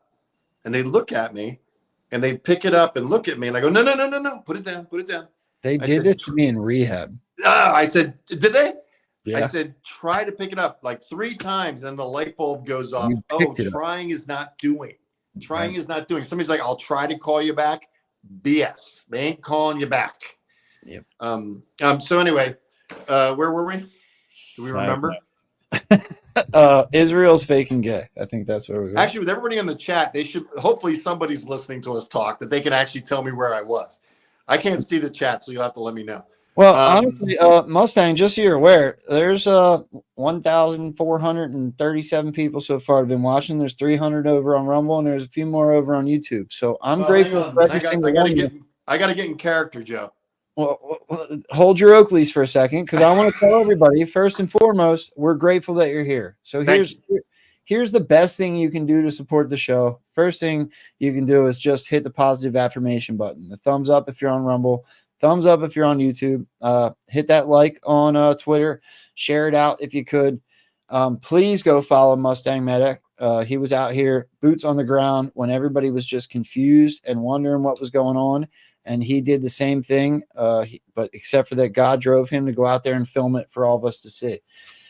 If you do feel the need to support Mustang Medic, I'm sure at the end here he will tell you how.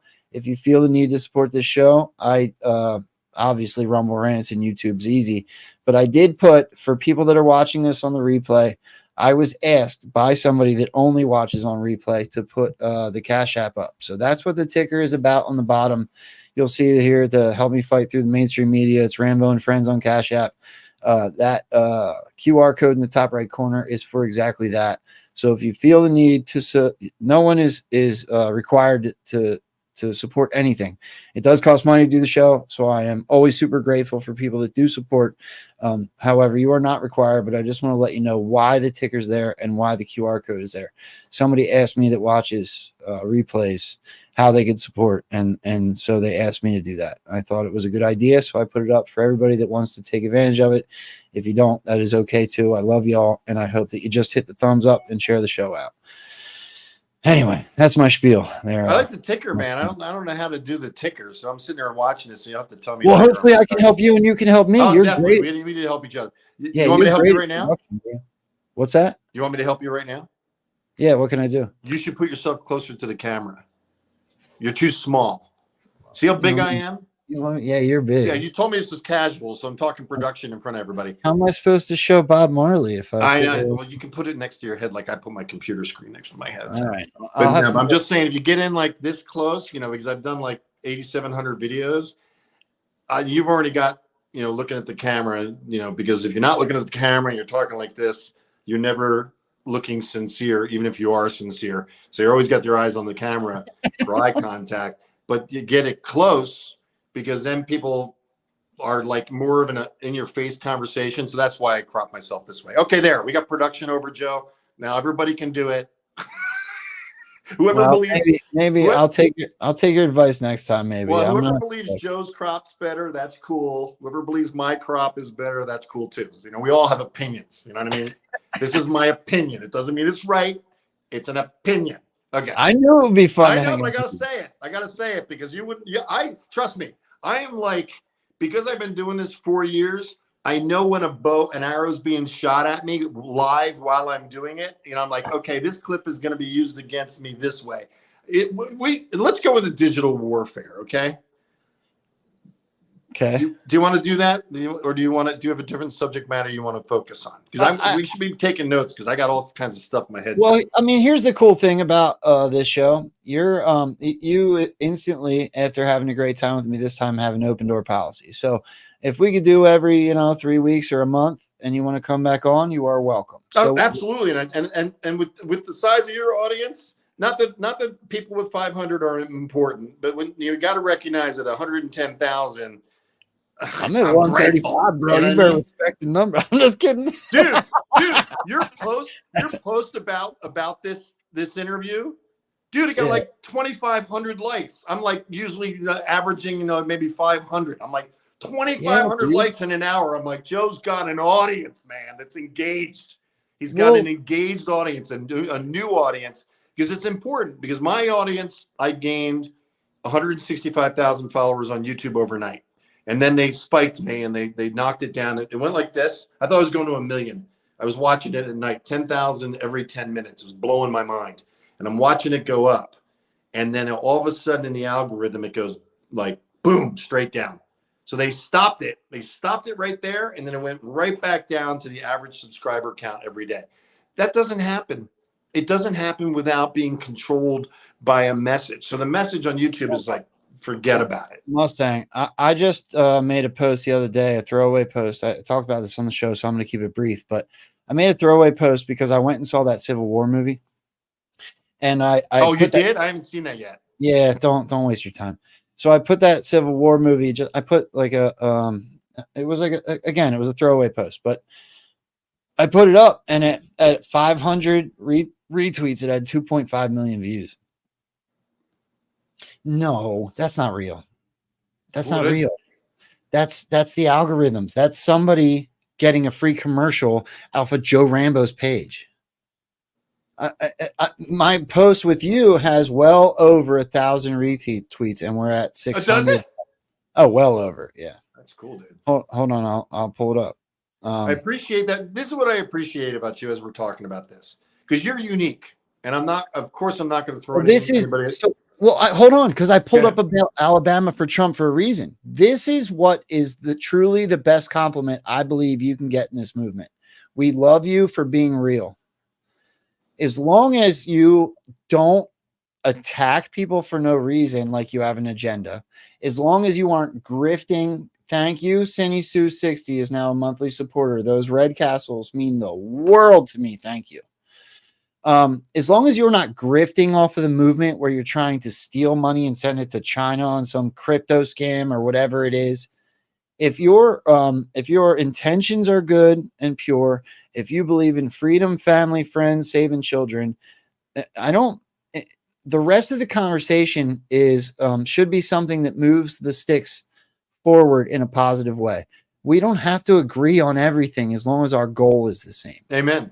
That's my point. Yeah.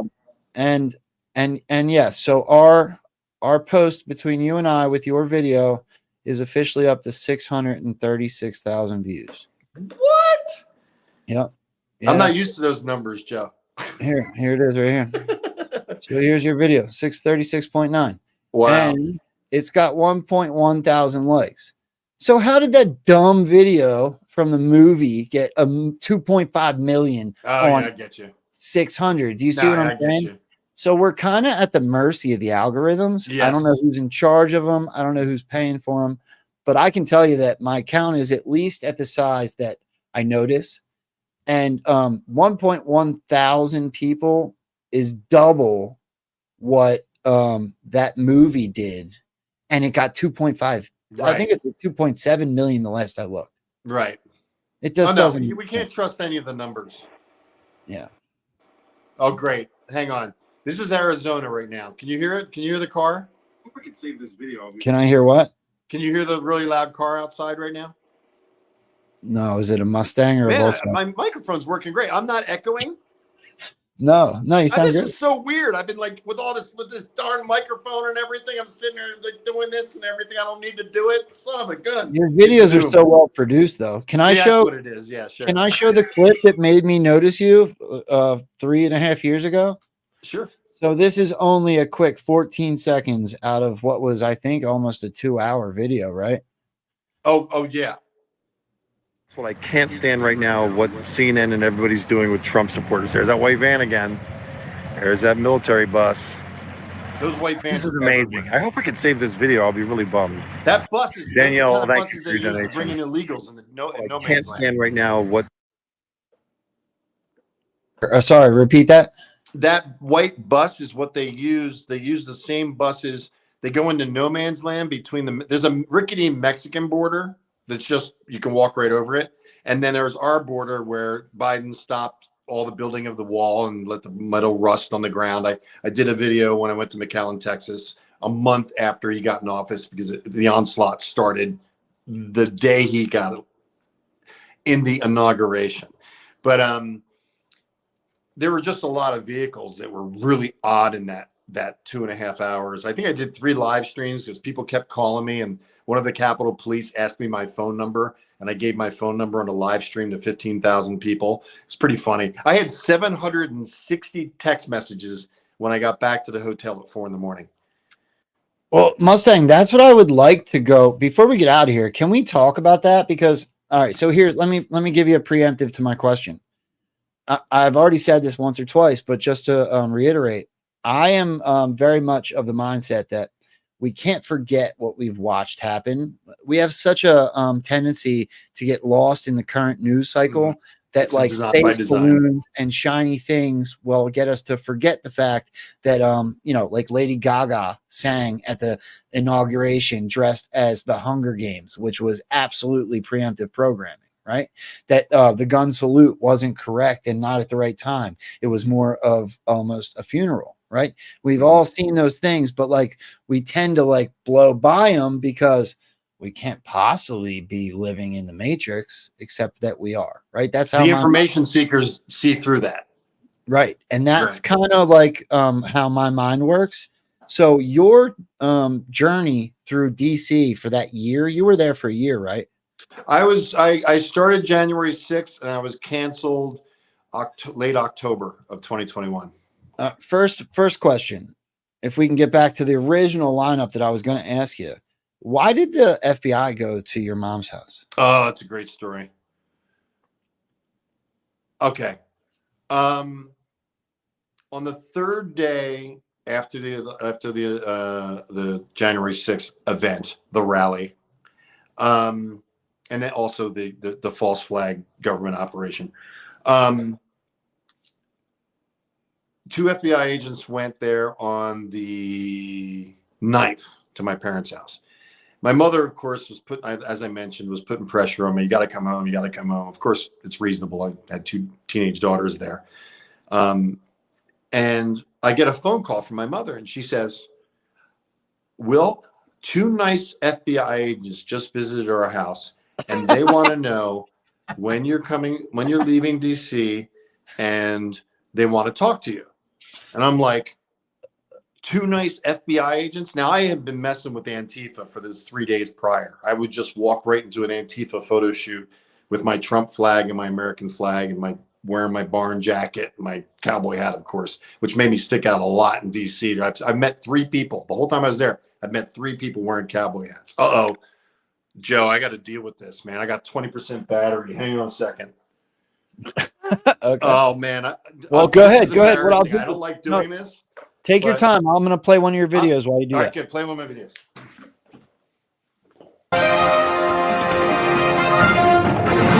We are at the border wall. President Trump's border wall. We are finally here. I just want to give you the 1-minute clip, guys, because we got a lot of live streams going on in Texas, and we are getting intel like you would not believe. This is a crisis. You guys going to touch it? You going to touch it? You got a porta potty out there just in case. You going to touch it? That's the sound. I love this, It's dude. stopping children from getting molested so they can't get across. Now, that's stopped. You know why it stopped? President Biden said stop. And what's happening now? Everybody's coming across because President Biden's not saying he's going to send these kids back. So lots of kids are coming out, and they are. I don't want to say these kids are not protected by their parents.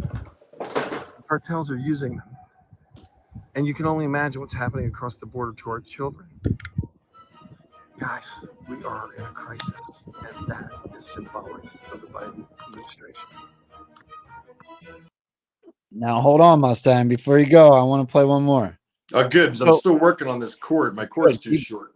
Keep working on it, because the reason that I play these, to be honest, is I think what you did was exactly what Clarity Sage, one of my favorite people on the planet. 600,000 views. That's incredible. She's right. But also the 40,000 foot view of the on the boots ground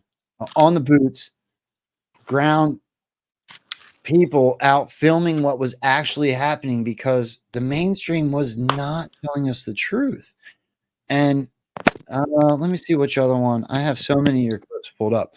I would love for you to tell me a little bit about this one. I think that this fits into my line of questioning as far as your experience when it came to being there for a year or whatever it was, give or take, in DC. I want to know about some of these stories. Check this out, guys. Oh!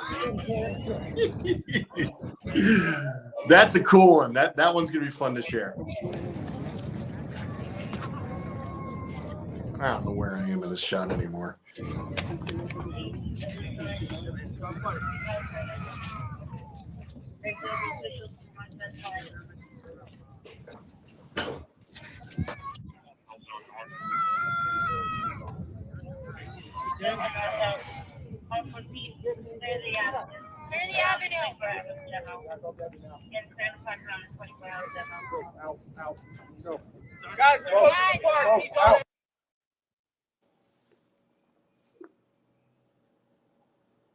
I lost the sound. Do I not? Is it your sound, Joe? Try it now. Damn, I lost sound. Hang on a second. What the hell?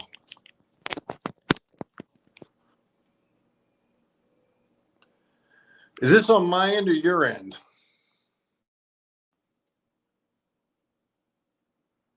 I can't hear you, Joe, and everything looks normal to me on this end, other than plugging in the power. Me. Oh, there you are. There you are. There I So am. it was you. It wasn't me. Yeah, you're good. I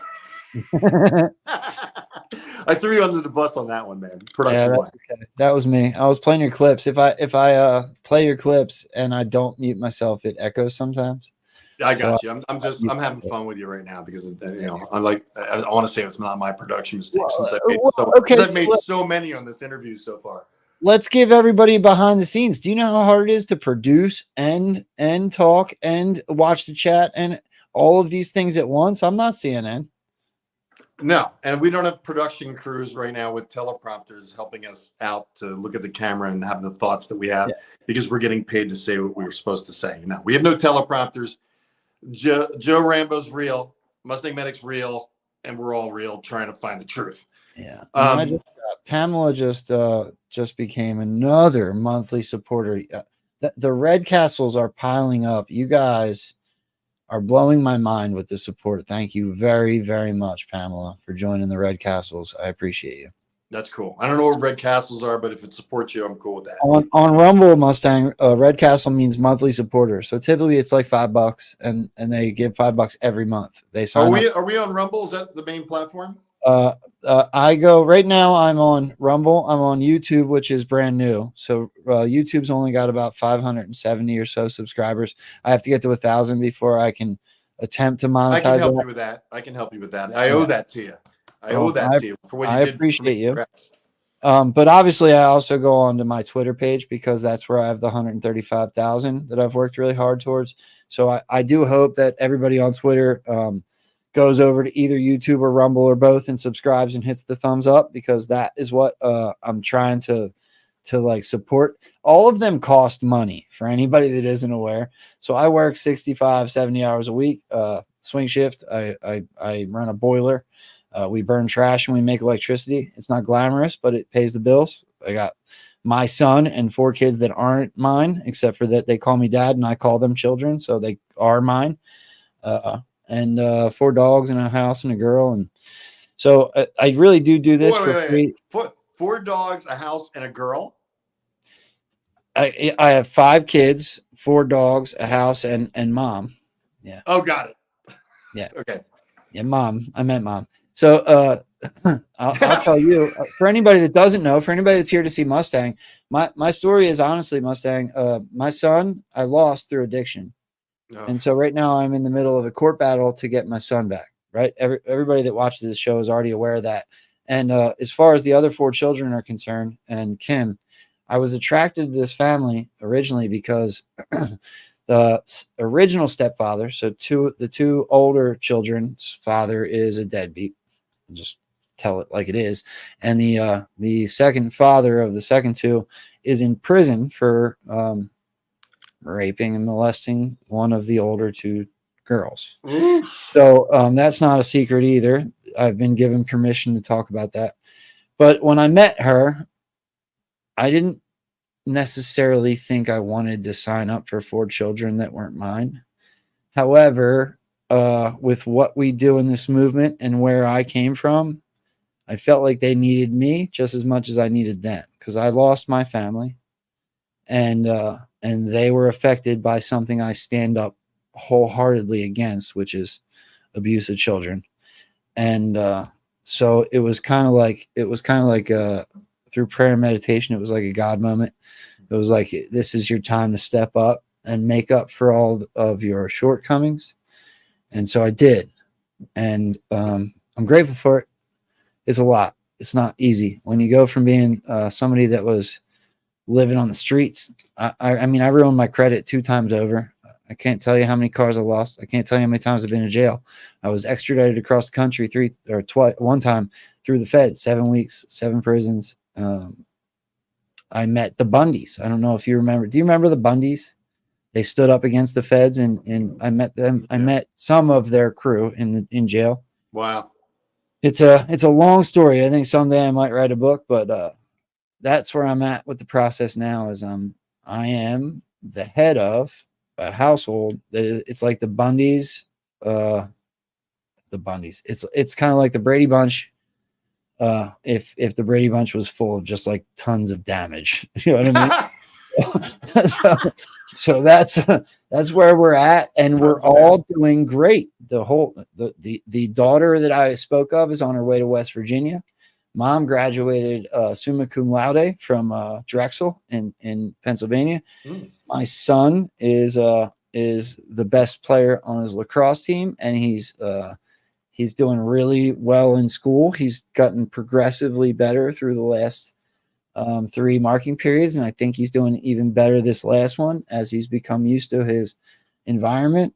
It's a really cool personal story that I have, and I think is part of my story and is why I'm so transparent and real on the show, right? I think everybody should be that way.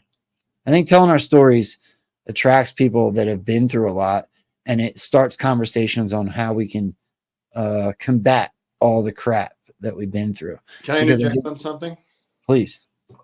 That's why I think it's not bragging, but I think that's why we're so similar, is we're not attached to the clicks. We're not, yes. Do I need numbers to try to like support myself right now? Yeah, but I've given up on that. I'm going to do it by the support of the viewers. And if it doesn't happen, then I'm just not going to be in line anymore. But the fact that we're not pandering for views is why we're authentic, and people recognize. I believe most people recognize we're authentic. There's always going to be people that are going to just hate you and call you whatever because of whatever they read into. But the fact that like you were like, hey, I'm going to help Mustang Medic out. Maybe that wasn't even your intention, but you did, and you did again by repost my stuff and everything. With your amount of audience. I know it was 130. Sorry, I called you 110,000. Didn't mean to take away those 20,000 people. You're important too. You're important too, you 20,000. I didn't mean to not have you under accounting, but the thing is that when you're not attached to the results, you're trusting God. So if you're trusting God, therefore, you're not doing things with a secondary motive. Because what's happening now in this great awakening in our country, and it's still really kind of a small percentage. In our world, it seems like a lot, but we got 230 million people in our country. So even Tucker Carlson's small compared to, when you look at those percentages, and he's, in my opinion, huge. We all think that. But the Great Awakening is happening, and people are starting to understand how they're being manipulated and pandered to. Therefore, that's why the mainstream media has taken so many hits. And the mainstream media, what do they get? like 400,000 views a day. That's like nothing compared to Joe Rogan and Tucker Carlson and Elon Musk. You know, the movement is coming back. We are. It's not even coming back. It's a new awakening of people recognizing who's lying to who. So you, as an example, are somebody that doesn't see me as competition. You see me, you know, you understand that I'm telling the truth. I understand that you're telling the truth. Even if one of us is wrong about what we believe is the truth, we can learn from each other, like you were talking about. Yes. And that's why we're not, you know, self-proclaimed anons and unself-proclaimed anons are still the same people. We just don't do the mainstream media tag of conspiracy theory. I always say, if you got a theory, it's something you can't prove. I got a theory about this. This is my opinion. We both share our opinions. We're like political commentators. But it's like, you know, this is my theory. When you hear conspiracy theory, it's like, look at this, like RFK, conspiracy theorist. No, he's speaking the truth. RFK's speaking the truth, you know, about his dad and everything. But everybody wants to say conspiracy theory because that's the technique that CNN used on me during that interview, that, you know, when they edited it the next day. That whole guy, his job on CNN was to focus on the QAnon movement and try to, you know, make everybody that's QAnon, everybody that's anons crazy because they wanted to discount the fact that we're searching for the truth because they've got their agenda. Yeah. I'm actually pausing. I've done interviews, Joe, where my guest talks for a half an hour and I can't get a word in edgewise because of the delay. I just want credit for that. Okay. Bro, you're a blast to hang out with. I knew it would go this way. Like, I knew we would have fun. I knew we would have fun. Well, we talked on the phone that one time. I'm like, I'm gonna have a blast hanging out with this dude. And I love that that you get your personal cell phone number. It's hard enough to get in touch with you sometimes on X. It's impossible to get a hold of me on X, dude. I bet. I'm just gonna be real with you. I get so many DMs and that I offend people because I'm afraid to open it. I'm like at work and I'm looking through clips and I'm looking through things that I want to post, and then I click on the messages and I look and there's like, and that's not at all an arrogant statement. I'm just telling you guys the truth. I look at it and I'm like, oh, let me ask you a question about that. Why don't you turn off your direct messages? Because I want to answer everybody. Right. I don't want to be unreachable. I complimented this woman, and I'm not gonna say her name, on a space. I'm kind of new to spaces, and of course I want to talk, so I'm constantly requesting to be a speaker on spaces. I'm enjoying it because it's just no holds bar. I mean, people like attack you. It's pretty funny. It's just like, you know, they overtalk you and all this stuff. But I said a compliment to this woman. She was like, how can I? Well, she's 31 years old, knocked out, gorgeous, Christian, comes off as real. You know, I say comes off because it takes me a little while to figure out if the person's real or not. Comes off as real. And all of a sudden, I direct messaged her. Sometimes I send people a shot and I go, "You're cool," like this. And I sent that to her. And now I can't see her direct message icon anymore. I don't know if she did it for everybody or just me personally. Can you do that on X? Where you can just knock out one account that can't. I don't know. I think I probably was too flirtatious with her. Anyway. I was just so impressed. Trust me, I'm never getting married again. I am damaged goods. I've gotten 3 proposals this month. I always tell everybody I'm damaged goods. You know, I will never trust a woman again. Now, that's most of my audience. Don't take offense that I don't trust you ladies. But I got so hurt. I had 3 kids under the age of 12. I caught my wife doing, you know, you can fill in the blanks what she was doing. And spiritually, it gave me the out that I could get divorced, because I would have stayed married until the day I died because I gave my word to Jesus Christ. But when she gave me the spiritual out that I could get out, I took it. And, you know, hell is for children. Pat Benatar made that song.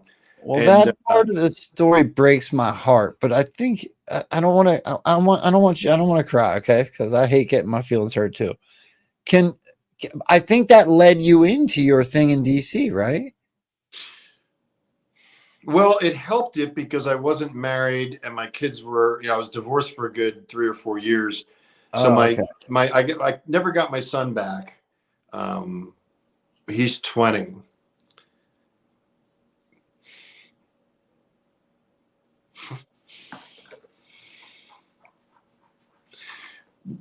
We talk occasionally. Shoot. You said you don't want to cry. Gosh darn it. I can't like this on live streams. And I can't edit it out. I still talk to my son. He's very angry about it because she kept him and I couldn't get him back. Then I have my 2 daughters. One of them kind of got victimized by TikTok. And that's all I can say about that. But Rachel, she's stuck with me. And I think God, I mean, I love all 3 of my kids, but I think God, she was our surprise baby. She got pregnant within a month of giving birth to my middle daughter, Sarah.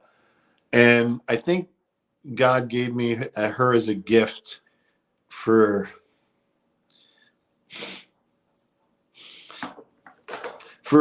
me to recognize I'm a good father. So I'm very proud of Rachel. I'm proud of all my kids. But Rachel stuck it out with me, and she's still with me. And I'm going to be bawling like this, like a baby, when she gets on her uniform and she leaves to Quantico or wherever the heck she's going to go. I still think she's going to be in the Space Force. She has to do a lot of tests right now to get her scores up to get on, because anybody on the Space Force is at one of the most, it's not a Q clearance, but it's one of the highest clearances for security. Nobody knows what's going on with Space Force. But we all know that SpaceX and Space Force are totally working together. We all know that, But I'm just very proud of her. And I said that to her. I always said to Rachel, I got to stop talking about my kids. I always said to Rachel, since she was like 2, when she could understand me, is the world's a better place because she's on it. And it is. It's true. She's very special. She's very caring. She's going to be a great president of the United States. And I'm really looking forward to hanging out in the White House. Joe, you're going to be invited. We're going to be pretty old. I'll be older than you, but we'll be on a hangout. We'll be rolling around, in our wheelchairs and stuff. And people will probably be calling us president. Well, no, we're not the president. Rachel is. You're just used to old people that don't have a mindset, that understand what's going on, being in office, being the president of the United States, whether it's an actor or not. Okay. Whether it's an actor or not, we got an incompetent person being controlled by Obama, and Obama's being controlled by somebody I can't figure it out yet. And I'm not going to go with Soros on that, but it's easier to talk about politics than it is about my family. I'm okay. I want to, there's 2 parts of me right now. I want to ask you something about if you know about Space Force, but first I want to do what I think is more important. F all that. F all this political talk. Right now it's just me and you, 2 buddies within the movement, sitting here and hanging out. And you just touched my heart with the God moment, right? You're whoops-a-daisy kid. And for me, it was that I had this God moment where I had fought for a decade to get my son back. And everything on the planet was against me. And some of those people that were against me were not doing the right things. And I knew it since I was in diapers. But the world never listened to me. And it was almost like they never listened to me because I wasn't worthy of being listened to. And after a decade of proving myself, the whole world still looked at me the same. However, God stepped in and said, all right, world, it doesn't matter what you think. It's time. And my son got dropped in my lap out of nowhere. As I was driving, I was literally in the driver's seat of an SUV with Kim in the passenger seat and 4 kids that now call me dad, and my son all the way in the back. And I got a phone call from the police, and they said, you are not to drop your son back off where he comes from, because that person is in jail for abusing your son. Wow. And, bro, I was instantly bawling. My son's in the back. The 4 kids jumped on him. Everybody was hugging. It was the most emotional moment I've ever had. The relief you experienced. I was hyperventilating, bro. Yeah. Kim, I'm pretty sure she's the one that put the car on the shoulder, because I couldn't drive anymore. We were only like 2 miles from Hershey Park. And I was just bawling my eyes out. But it was like that God moment. And I feel like that's what you were just talking about. Sometimes God just steps in and he helps relationships. And you have that one that stuck by you. So many people in this chat, I'll bet you every one of them can find a way to relate where Thanksgiving dinner is not as easy as it used to be because we don't agree, because the country has become so divided on every single issue, whether it be old real issues that I believe were influenced by the deep state, right? Drug addiction or whatever it might be. No, I believe that too, Joe. Cheating, right? Anything that any of us have gone through, I believe we're part of the agenda. Yes. And we're now at this moment where we found each other, right? I'm absolutely stoked to be hanging out with you. No, man, thank you. All these people in the chat, all the amazing friends that I have on the show, and to have these amazing God moments where God steps in, like you just talked about, or the moment that I have. These, I feel like this is a sign of unifying the nation again. Call me an optimist, but I believe that's where we're at.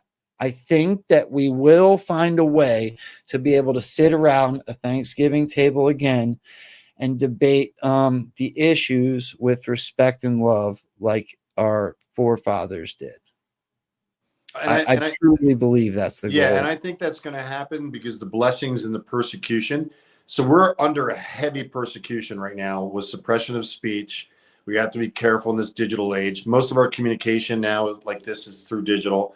So obviously we're being monitored by everything we say because of those big servers for NSA, much larger than YouTube, which is saying a lot. But I think that the blessings and the persecution. So it kind of sucks right now that I don't have any money to be able to do this, and it's like kind of a trust walk with God.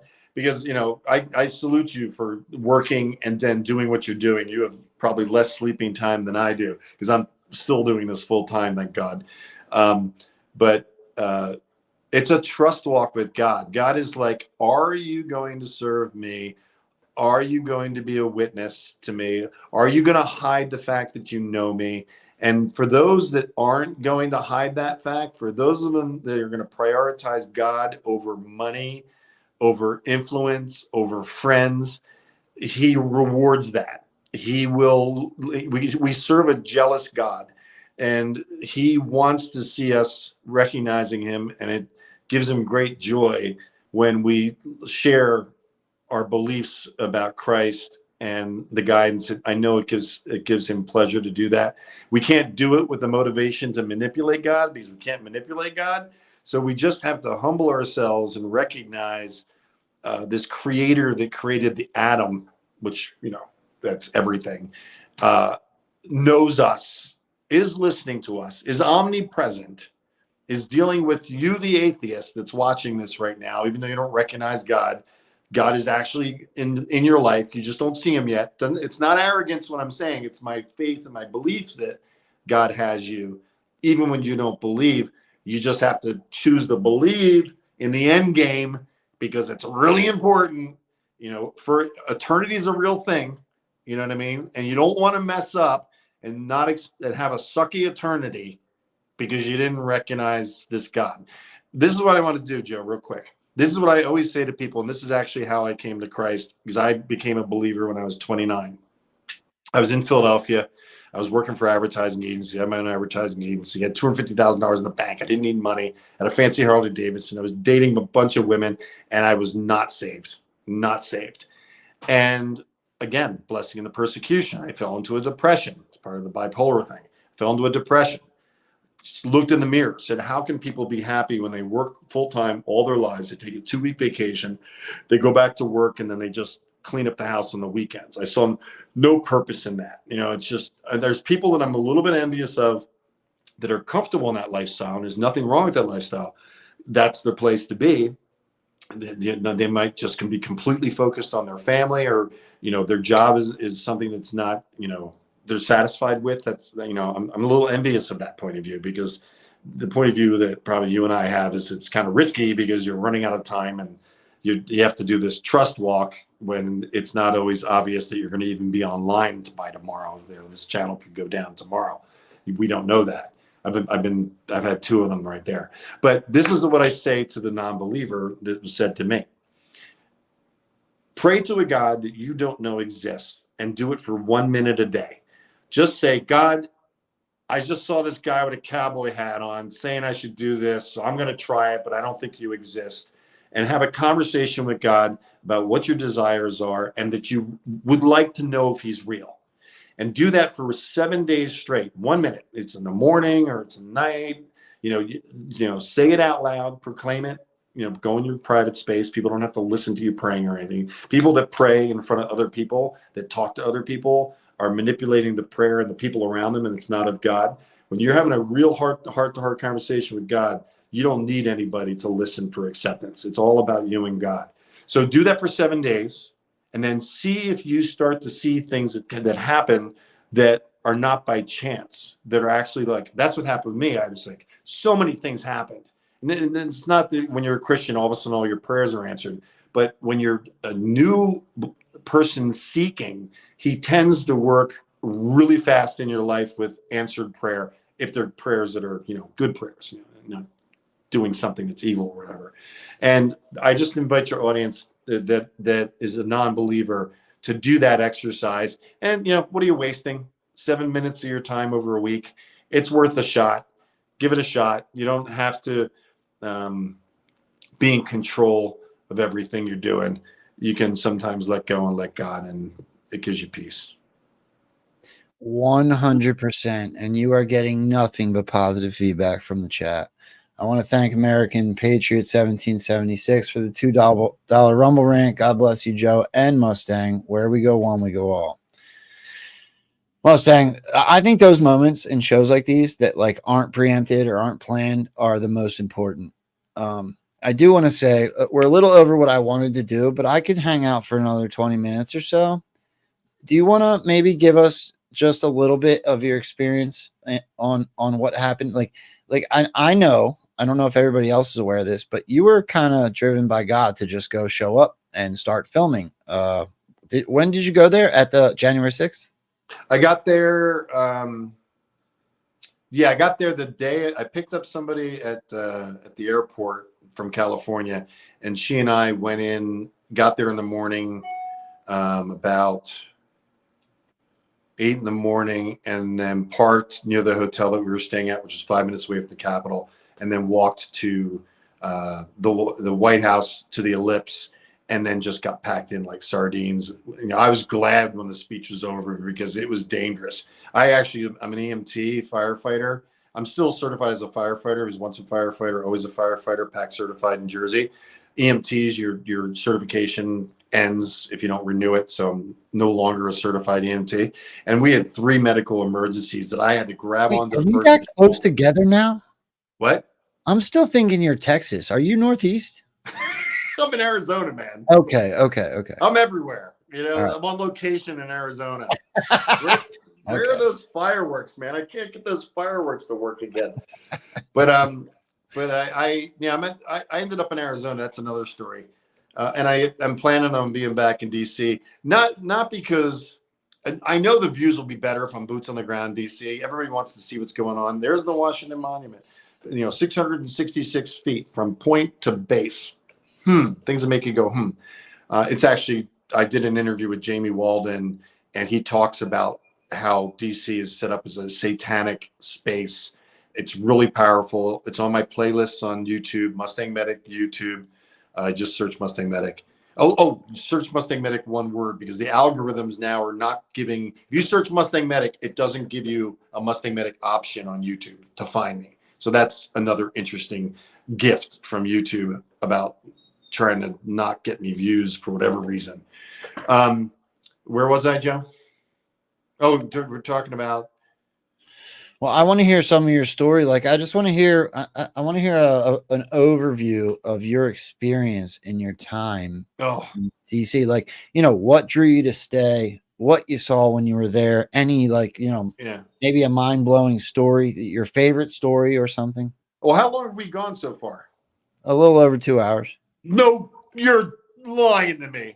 Yeah. I'm thinking maybe 2 hours. Yeah, I'm thinking maybe 20 more minutes, and we're probably going to cut it, and then we'll do it. Your quality time, man. I wasn't even keeping an eye. I can't believe we spoke for 2 hours. It feels like 25 minutes. That's weird. Yeah. Okay, first, to finish your story, you showed me a video clip. I never responded to it, of that Secret Service agent being attacked by a homeless person. I have a friend in the Secret Service that had a buddy of his film it. What happened was he got attacked in Lafayette Park. Lafayette Park is the park that is on the west side of the White House, the Pennsylvania side. There's always people in Lafayette Park looking at the White House. It's a tourist location, and it's a really cool park. And somebody filmed him getting attacked. So when the attack was done and they arrested the guy, somebody said they videoed it and gave it to him. They airdropped it to him. He airdropped it to me. He told me about what happened when I saw him. He's like, I saw him almost every other day. I used to smoke cigars and just hang out in Lafayette Park because there's always a protest happening. Everybody came to me in Lafayette Park. That's one of the good things about being in DC. It's never boring. But he told me about the attack, and I was like, dude, can I post that clip?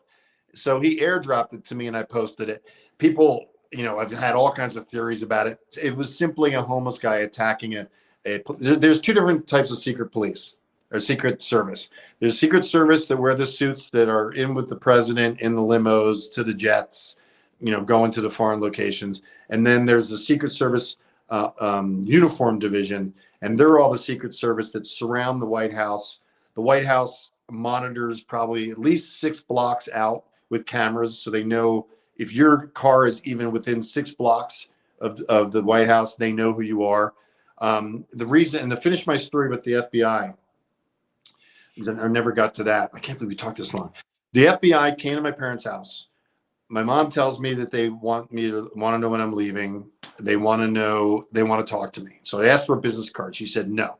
They didn't give me a business card. I was immediately suspicious. So what did I do? I got into an Uber. This is not on video. This is a not on video story from January 2021. I get in the Uber, and I'm like, take me to the Hoover Building. I already had, Uber, you plan it out, the trip. So I'm going to the Hoover Building. And this is 3 days after January 6th. I'm going to the Hoover Building, right? FBI. And I'm like a deer in the headlights. I'm like completely new to DC. I have no concerns about getting arrested by the FBI. I would have now, watching all these innocent people, Joe Biden bragging about 900 years of prison time for innocent people. One of the big reasons why President Trump's got to get back in to free those patriots that are dealing with political. It's historic. Anyway, I'm sitting there and I'm working on my phone. At that time I was editing everything from my phone, and I'm not looking up. And the Uber driver gets to the Hoover Building and says, "Where do you want me to drop you off?" And I'm like, "Oh, well, just drop me off in front. I got to talk to an FBI person, right?" Well, he pulls up, and I feel the car move like this, and I look up. There's 6 on one side of this car, like just a sedan, and 6 more there's 120 police forces within the District of Columbia, like it's 11 square miles. There's 113 of them, or somewhere approximately there, because there's a police force for the Capitol, there's a police force for the FBI building, there's a police force for the White House.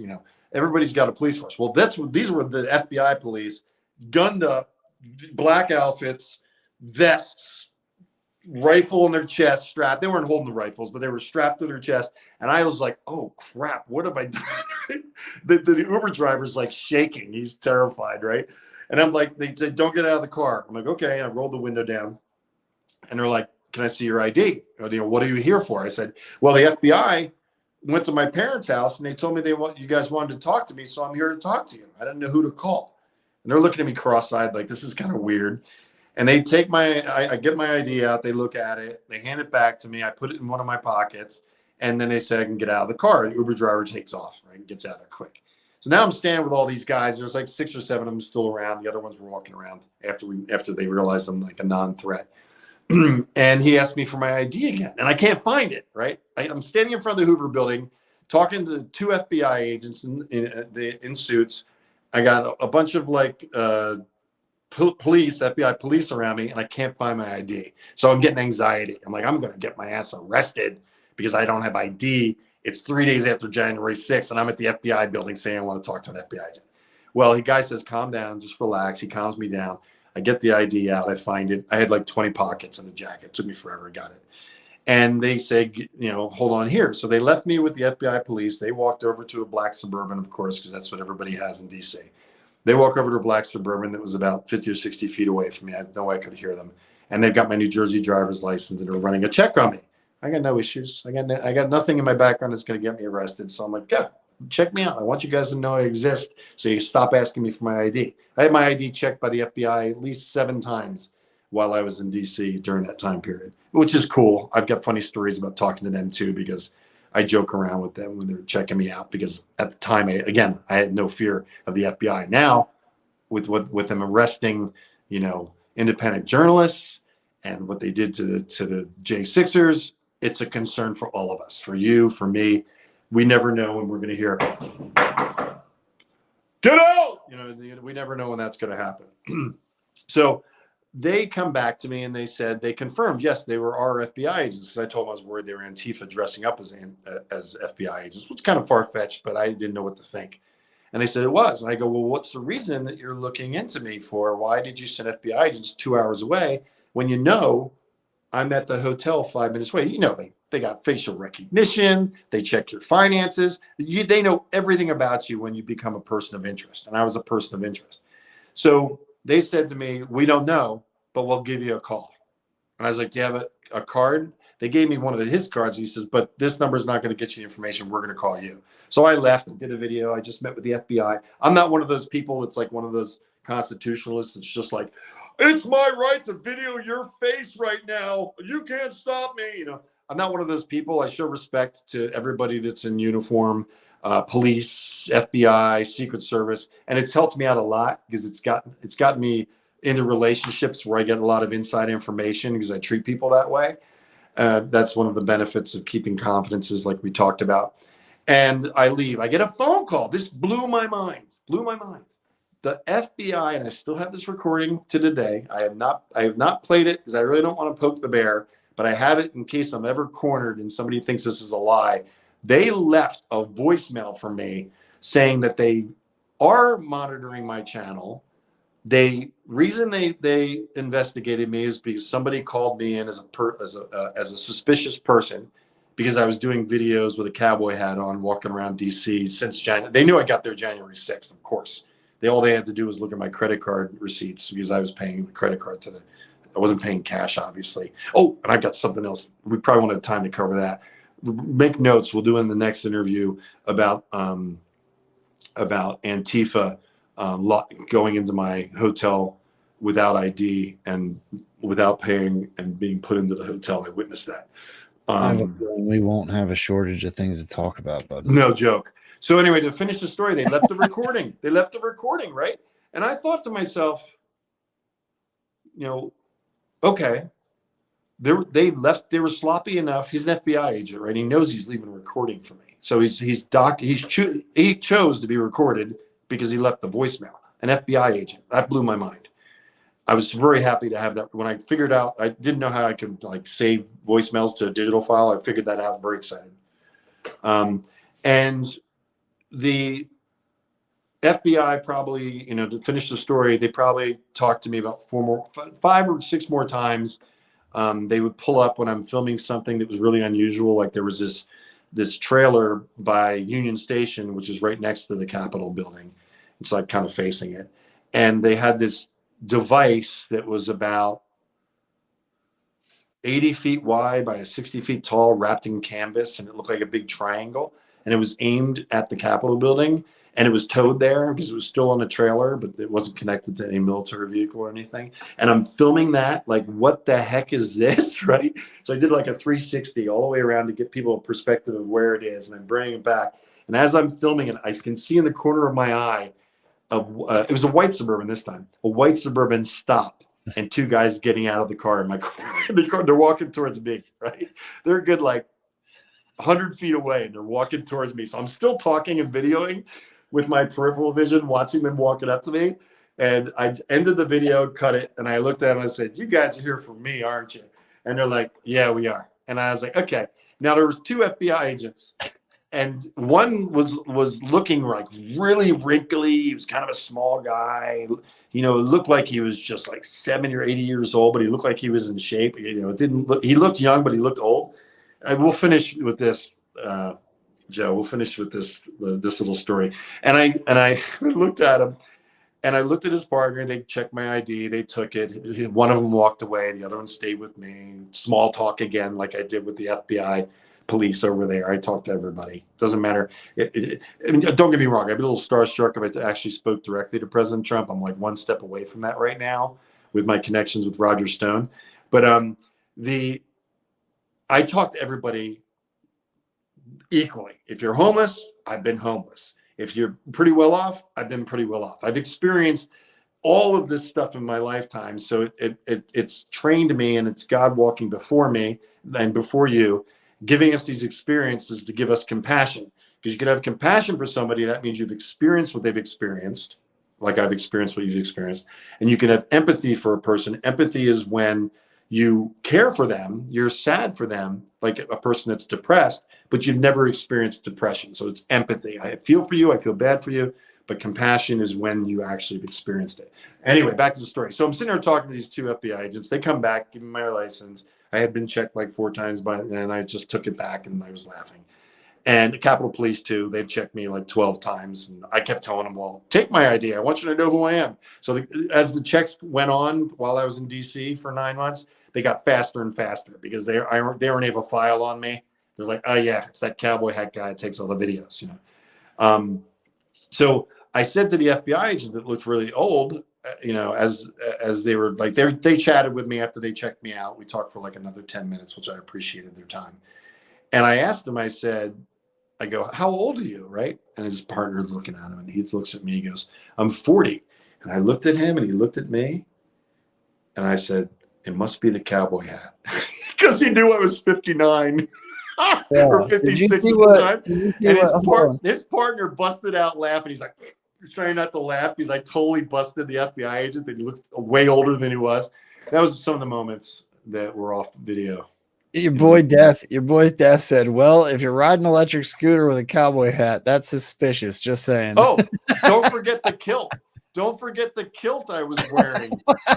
And I was like first trimester with my stomach. It was a terrible look for me, but I wore the kilt anyway. And yes, before you ask, I was natural with the kilt. Okay. There's nothing like in the summer, the wind blowing through your skirt and you're riding a scooter and just being like, yeah, this is cool. I'm in DC. When you've been to jail as many times as I have, you start to think about what you might have to do to dress up into the clothing they want you to dress into. So that's probably I wouldn't do that anymore. But dude, I'm not touching that subject. I'm not going to go there. Let me can I before we get out of here, I want you to share, first of all, hold on this, because I want to share. Let me share. Everybody in the chat that's watched the show knows this story, but I want you to see it because you talk so much about the FBI. I got to bounce after this. We'll do it again. But so I was on vacation one time, Mustang, and I came home from vacation. It was like a camping trip or whatever. And we came home, and I was fairly early in my process as far as putting my name out there in this movement. So it was the old podcast that I was on. And when I came home, my phone and my laptop were both hooked up to a Wi-Fi connection that wasn't mine. And the name of the Wi-Fi connection was FBI Mobile 1. Right. So that's cute and all. It's funny because your neighbors could mess with you, but how was it signed in with a password? Right. And when I tried to see the password, it disconnected me from both of my devices. So that really freaked me out. But being the guy that I am, I called the FBI and asked them. So I want to share this video with you right now. So check this out. Take a listen and tell me what you think. You have reached the Federal Bureau of Investigation, Philadelphia Field Office. If this is an emergency, please hang up and dial 911. All calls are subject to recording. If you know your party's extension, press 9 now. If you are reporting a bank robbery or kidnapping or are a sworn law enforcement official, please press 1 now. If you are calling to report a federal crime, including internet-related crime or identity theft, or report suspicious activity, please press 2 now. Identity theft? If you are calling to inquire about employment opportunities or recruitment events, please go to our website at www.fbijobs.gov. If you are requesting application status information, press 3 now. You're too much. If you wish to speak to someone in the media office, Should I press try 4 2 then? now.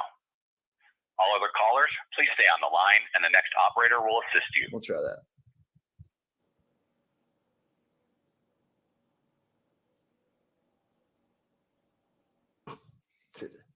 Hang up. Hello? Welcome. Make sure you make it inquisitive. Your call will be FBI Philadelphia. Hi.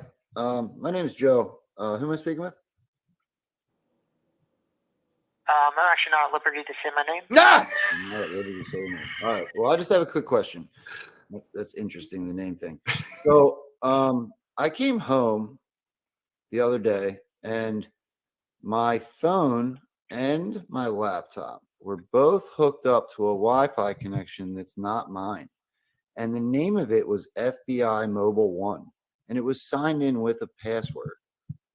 So I'm wondering if you might be able to give me any information on that, or why that would be the case. Does that have anything to do with you and your agency or whatever? So you're saying your phone and your laptop were hooked up to a Wi-Fi? A Wi-Fi connection that I did not sign into. It said, and the name of the Wi-Fi connection was FBI Mobile One, and it had a password. I have screenshots of all this. Okay, but you didn't log into it at all? No. And when I hit the little eye emoji or whatever it is you want to call it to try to see the password, it disconnected and deleted. It disconnected and vanished off my phone and my laptop.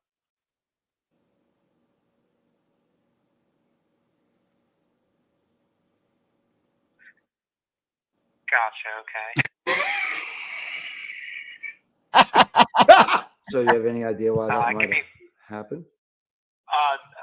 Honestly, no, I do not have any idea. Give me one moment. Absolutely. Give me one moment.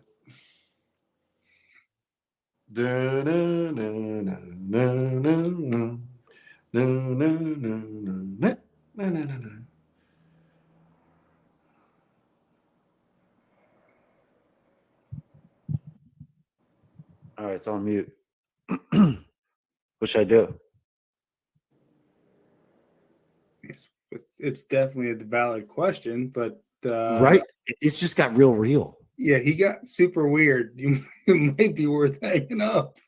I'm not hanging up now. It could be tracking your phone, dude. They are They're already tracking my phone.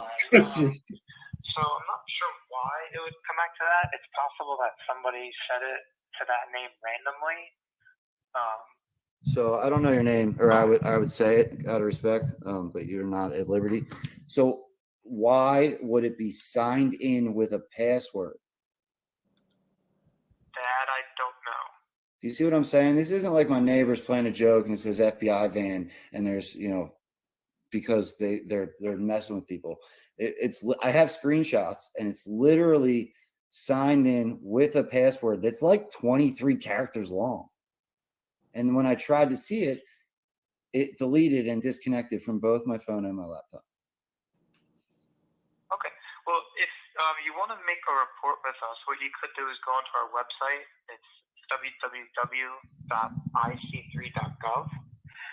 There's a tab where you can file a complaint, and you should be able to attach those pictures there for us to see. Okay. So have you ever heard of anything like this before? I'm going to do exactly what you're saying, but I'm just asking. I honestly have not. This is the first time. Okay. At least nobody else has called in and said the same thing. Yeah, I just wonder. Like, I didn't really plan on calling you, except for my friends told me that maybe I should. All right. Well, I wish you the best. I appreciate it. I'm going to get on that website there then and take care of that. All right, perfect. Thanks for calling, and have a Thank you. I love you.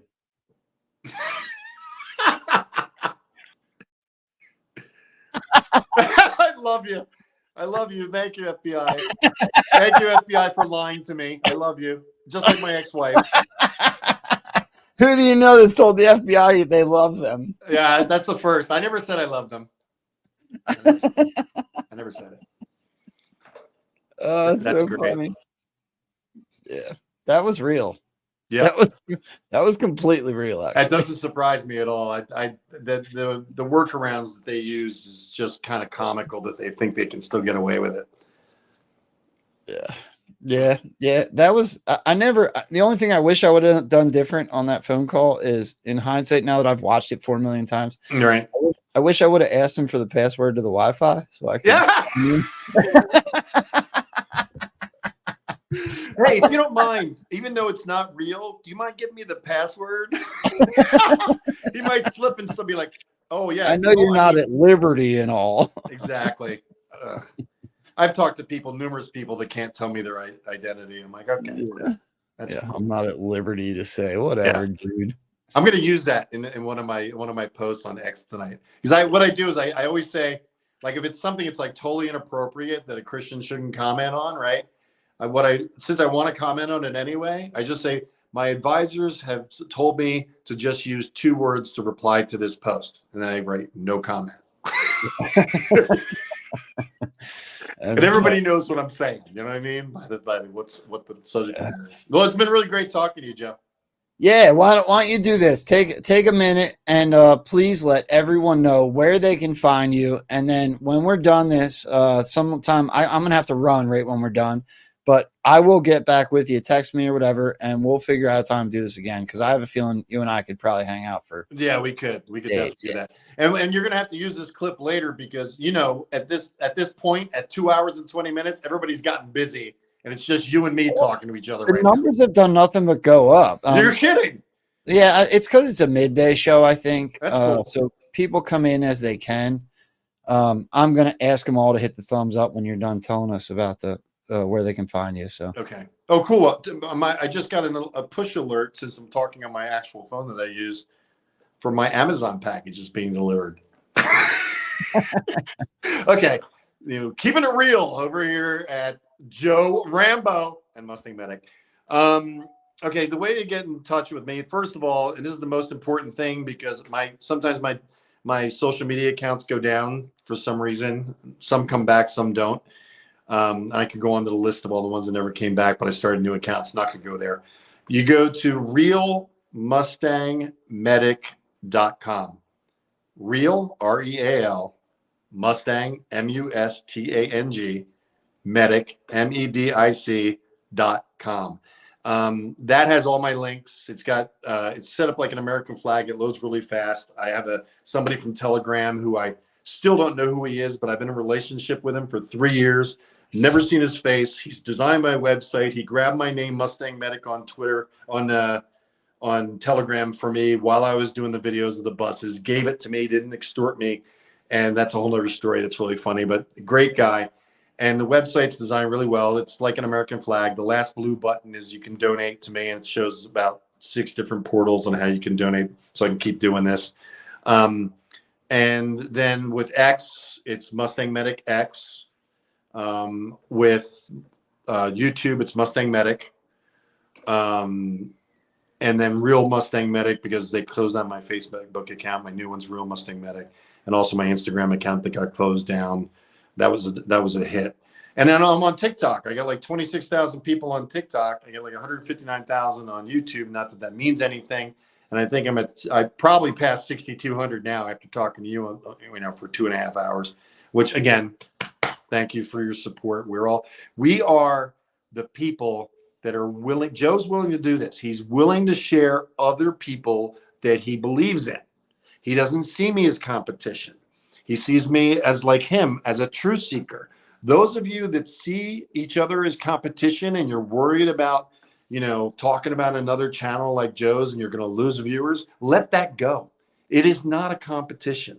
We are all in this together. No matter what we believe, this event that is happening probably in 2025 after my Jamie Walden interview. It's a playlist, Jamie Walden interview on Mustang Medic.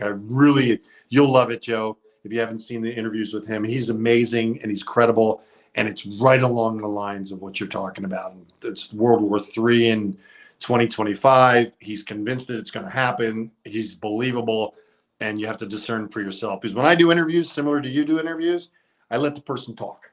I'm not doing a CNN thing with a gotcha thing. I'm not looking to gotcha people. I don't even like reporting on Carrie like this. She's a rhino. I get a lot of hits for that, but it's the truth. So know that you're appreciated. We'll definitely talk again. Thank you to the viewers for being interested in Joe's interview, me being part of it. And it's kind of cool being on the other side. I'm doing the interviews. Well, bro, that's literally, I named my show Rambo and Frens because I want to. Okay, so I think my strength is, anyway, I think my strength is being able to bring people on with different thought processes and trying to like bring everybody together. That's my goal anyway. I think my strength is interviews, and that's why I named it Rambo and Frens. It's not my show. It's literally the movement's show. And if anybody... Does that mean officially, Joe, I'm a friend? Is that what it is? Bro, absolutely. Without question. Yeah, no, you already were. I was stoked when you reached out. When I posted your post, I legitimately didn't know you were on X, but I still hat tipped you because if I know that someone did something, I want them to get credit because it's not about any one of us. It's about all of us. Yeah, and over 100 people took credit for that video that I did. I had 4 different copyright claims on that video that I shot. So it was, and then there are people that took off my audio and put their own audio on top, saying they shot it, telling people that it was a specific thing. Nobody knows what that operation was. We know it was an operation because the Capitol policeman said it, and we know that a lot of buses went in with tinted windows and military vehicles, and then people like looking like they're just got off a jet with their little rolling suitcases, and then maybe Lady Gaga in that black limo, that little Cadillac limo with the flags on the hood. A whole bunch of questions are still not answered with that, and someday we'll find out the name of the operation, you know. But anyway, that's again another subject we can talk about. Know that you're appreciated. You're one of the patriots that are looking for the truth. You're willing to share other people. I give you props for that. You're a rare bird, and I'm glad. And also, I got to throw out a shout out for Plastic Girl on X. She's the one that saw she must have been following you. She saw your post about me, you remember Mustang Medic shooting this video. She sent it to me, or I was on her feed. And then I replied to it, and then it set off this whole ball rolling that we're on right now. That's cool.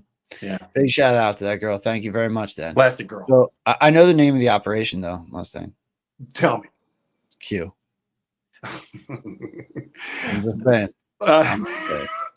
It's not an official name. But that's official as fuck, bro. Dude, you think I was called Q Operation at the Capitol on the 20th? Absolutely. All right, we'll talk about that further later. We'll save that for the next show. Is that not an excellent tease? That wasn't even a planned tease, people. That was not a planned tease. That just naturally happened. Well, I don't typically put all my beliefs out there when I interview someone. I try to make it about them. But if you want to talk about what I think this operation really is, I would. Oh, absolutely. We'll definitely do that in the next interview because I can't believe we've gone 2.5 hours. Yale. I love Yale. Yale met President Trump, by the way. Trump knows who Yale is. You have got to hear this story someday, Mustang. All right. Yeah, he's a beast. Love that dude. All right. Well, yeah, here's the deal. Here's my spiel. So tomorrow at 1 p.m., I will be having Feisty Cat by herself. So Sarge typically comes on with her. Sarge is on vacation of some sorts. So tomorrow, Feisty Cat will be coming on here, just her and I, and we already spent an hour and a half this morning preparing for tomorrow's show. You guys are in for a treat. Do yourself a favor. Show up here tomorrow. You guys know how well-researched Feisty Cat is. Mustang Medic, if you don't know who she is, you should check out tomorrow. This girl is, I mean, as far as a level of digs are concerned, I don't know many people that would be able to hold a flag next to her. She's connecting the dots, if you will. Yeah, and you know why I love her? She researches and comes to the same conclusions that my discernment seems to do. So I don't have nearly the time that she's able to put into her research. And somehow we still almost align perfectly. I love her research to death because it makes me feel like my discernment's on point. That's the truth. But you don't want to miss this girl if you've never seen her before. She is amazing. So she'll be on here tomorrow, 1 p.m. And I don't even know how to tell you guys how many people we lined up coming up in the next few weeks. Carly Bonnet is coming on.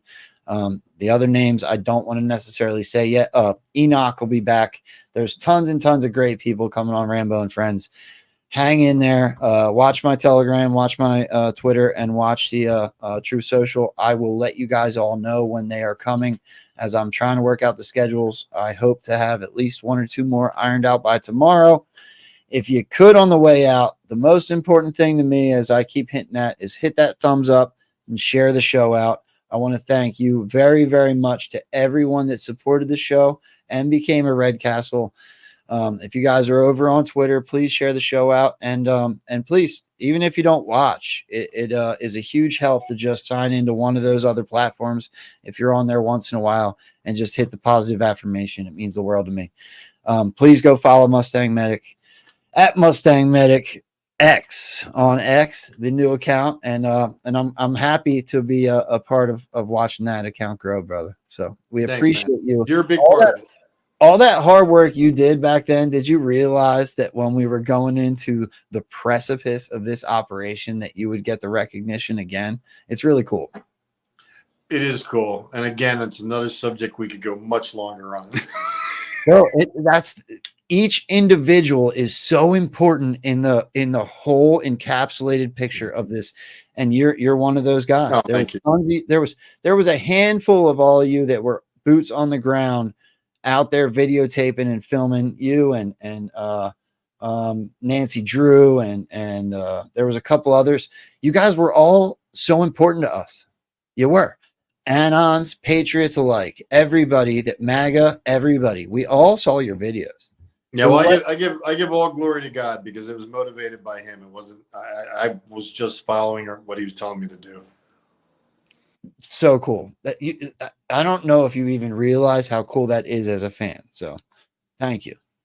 Well, I'm a fan. I'm a viewer. I was, bro. I was a fan. I'm never going to say I have fans. I'm never going to say it, okay? We call words. Following friends. That's what I was following Julianne. What's her name? Julianne. What is the name of that actress? Doesn't matter. She texted me back and said, I really appreciate you're a fan. I'm like, I'm not a fan. I'm a viewer. And then, of course, it was an AI. So I just, I hung up and moved on. My man. That's what I'm going to do. Joe, I'm going to get an AI girlfriend, right? I'm going to get a screen that's from the bottom of the floor to the top, right? And I'm going to have a life-size AI girlfriend, right? And I'm going to wake up in the morning. And I'm going to be like, Samantha, what's up? And she's like, William, you're so handsome. I'm like, oh, thank you. You shouldn't say that. So I've given up on real relationships, ladies. I'll talk to you. I appreciate you. I love you. I respect you. Men shouldn't hit women, all that stuff. But I just have to go AI. Sorry. I can't get married again. Can't do it. They're really good looking women they make of these AIs. I'm like trying to figure it out. Anyway, we're going long. Thank you. This was fun, bro. I'm gonna run right away. So I'm not gonna do an after show like hangout. I typically do, but I have 2 kids. I can hear them coming in, but I will text me. We'll talk and we'll absolutely do this again. Thank you to everybody that came and hang out. I love your faces. I love your brains. I love your butts. Peace.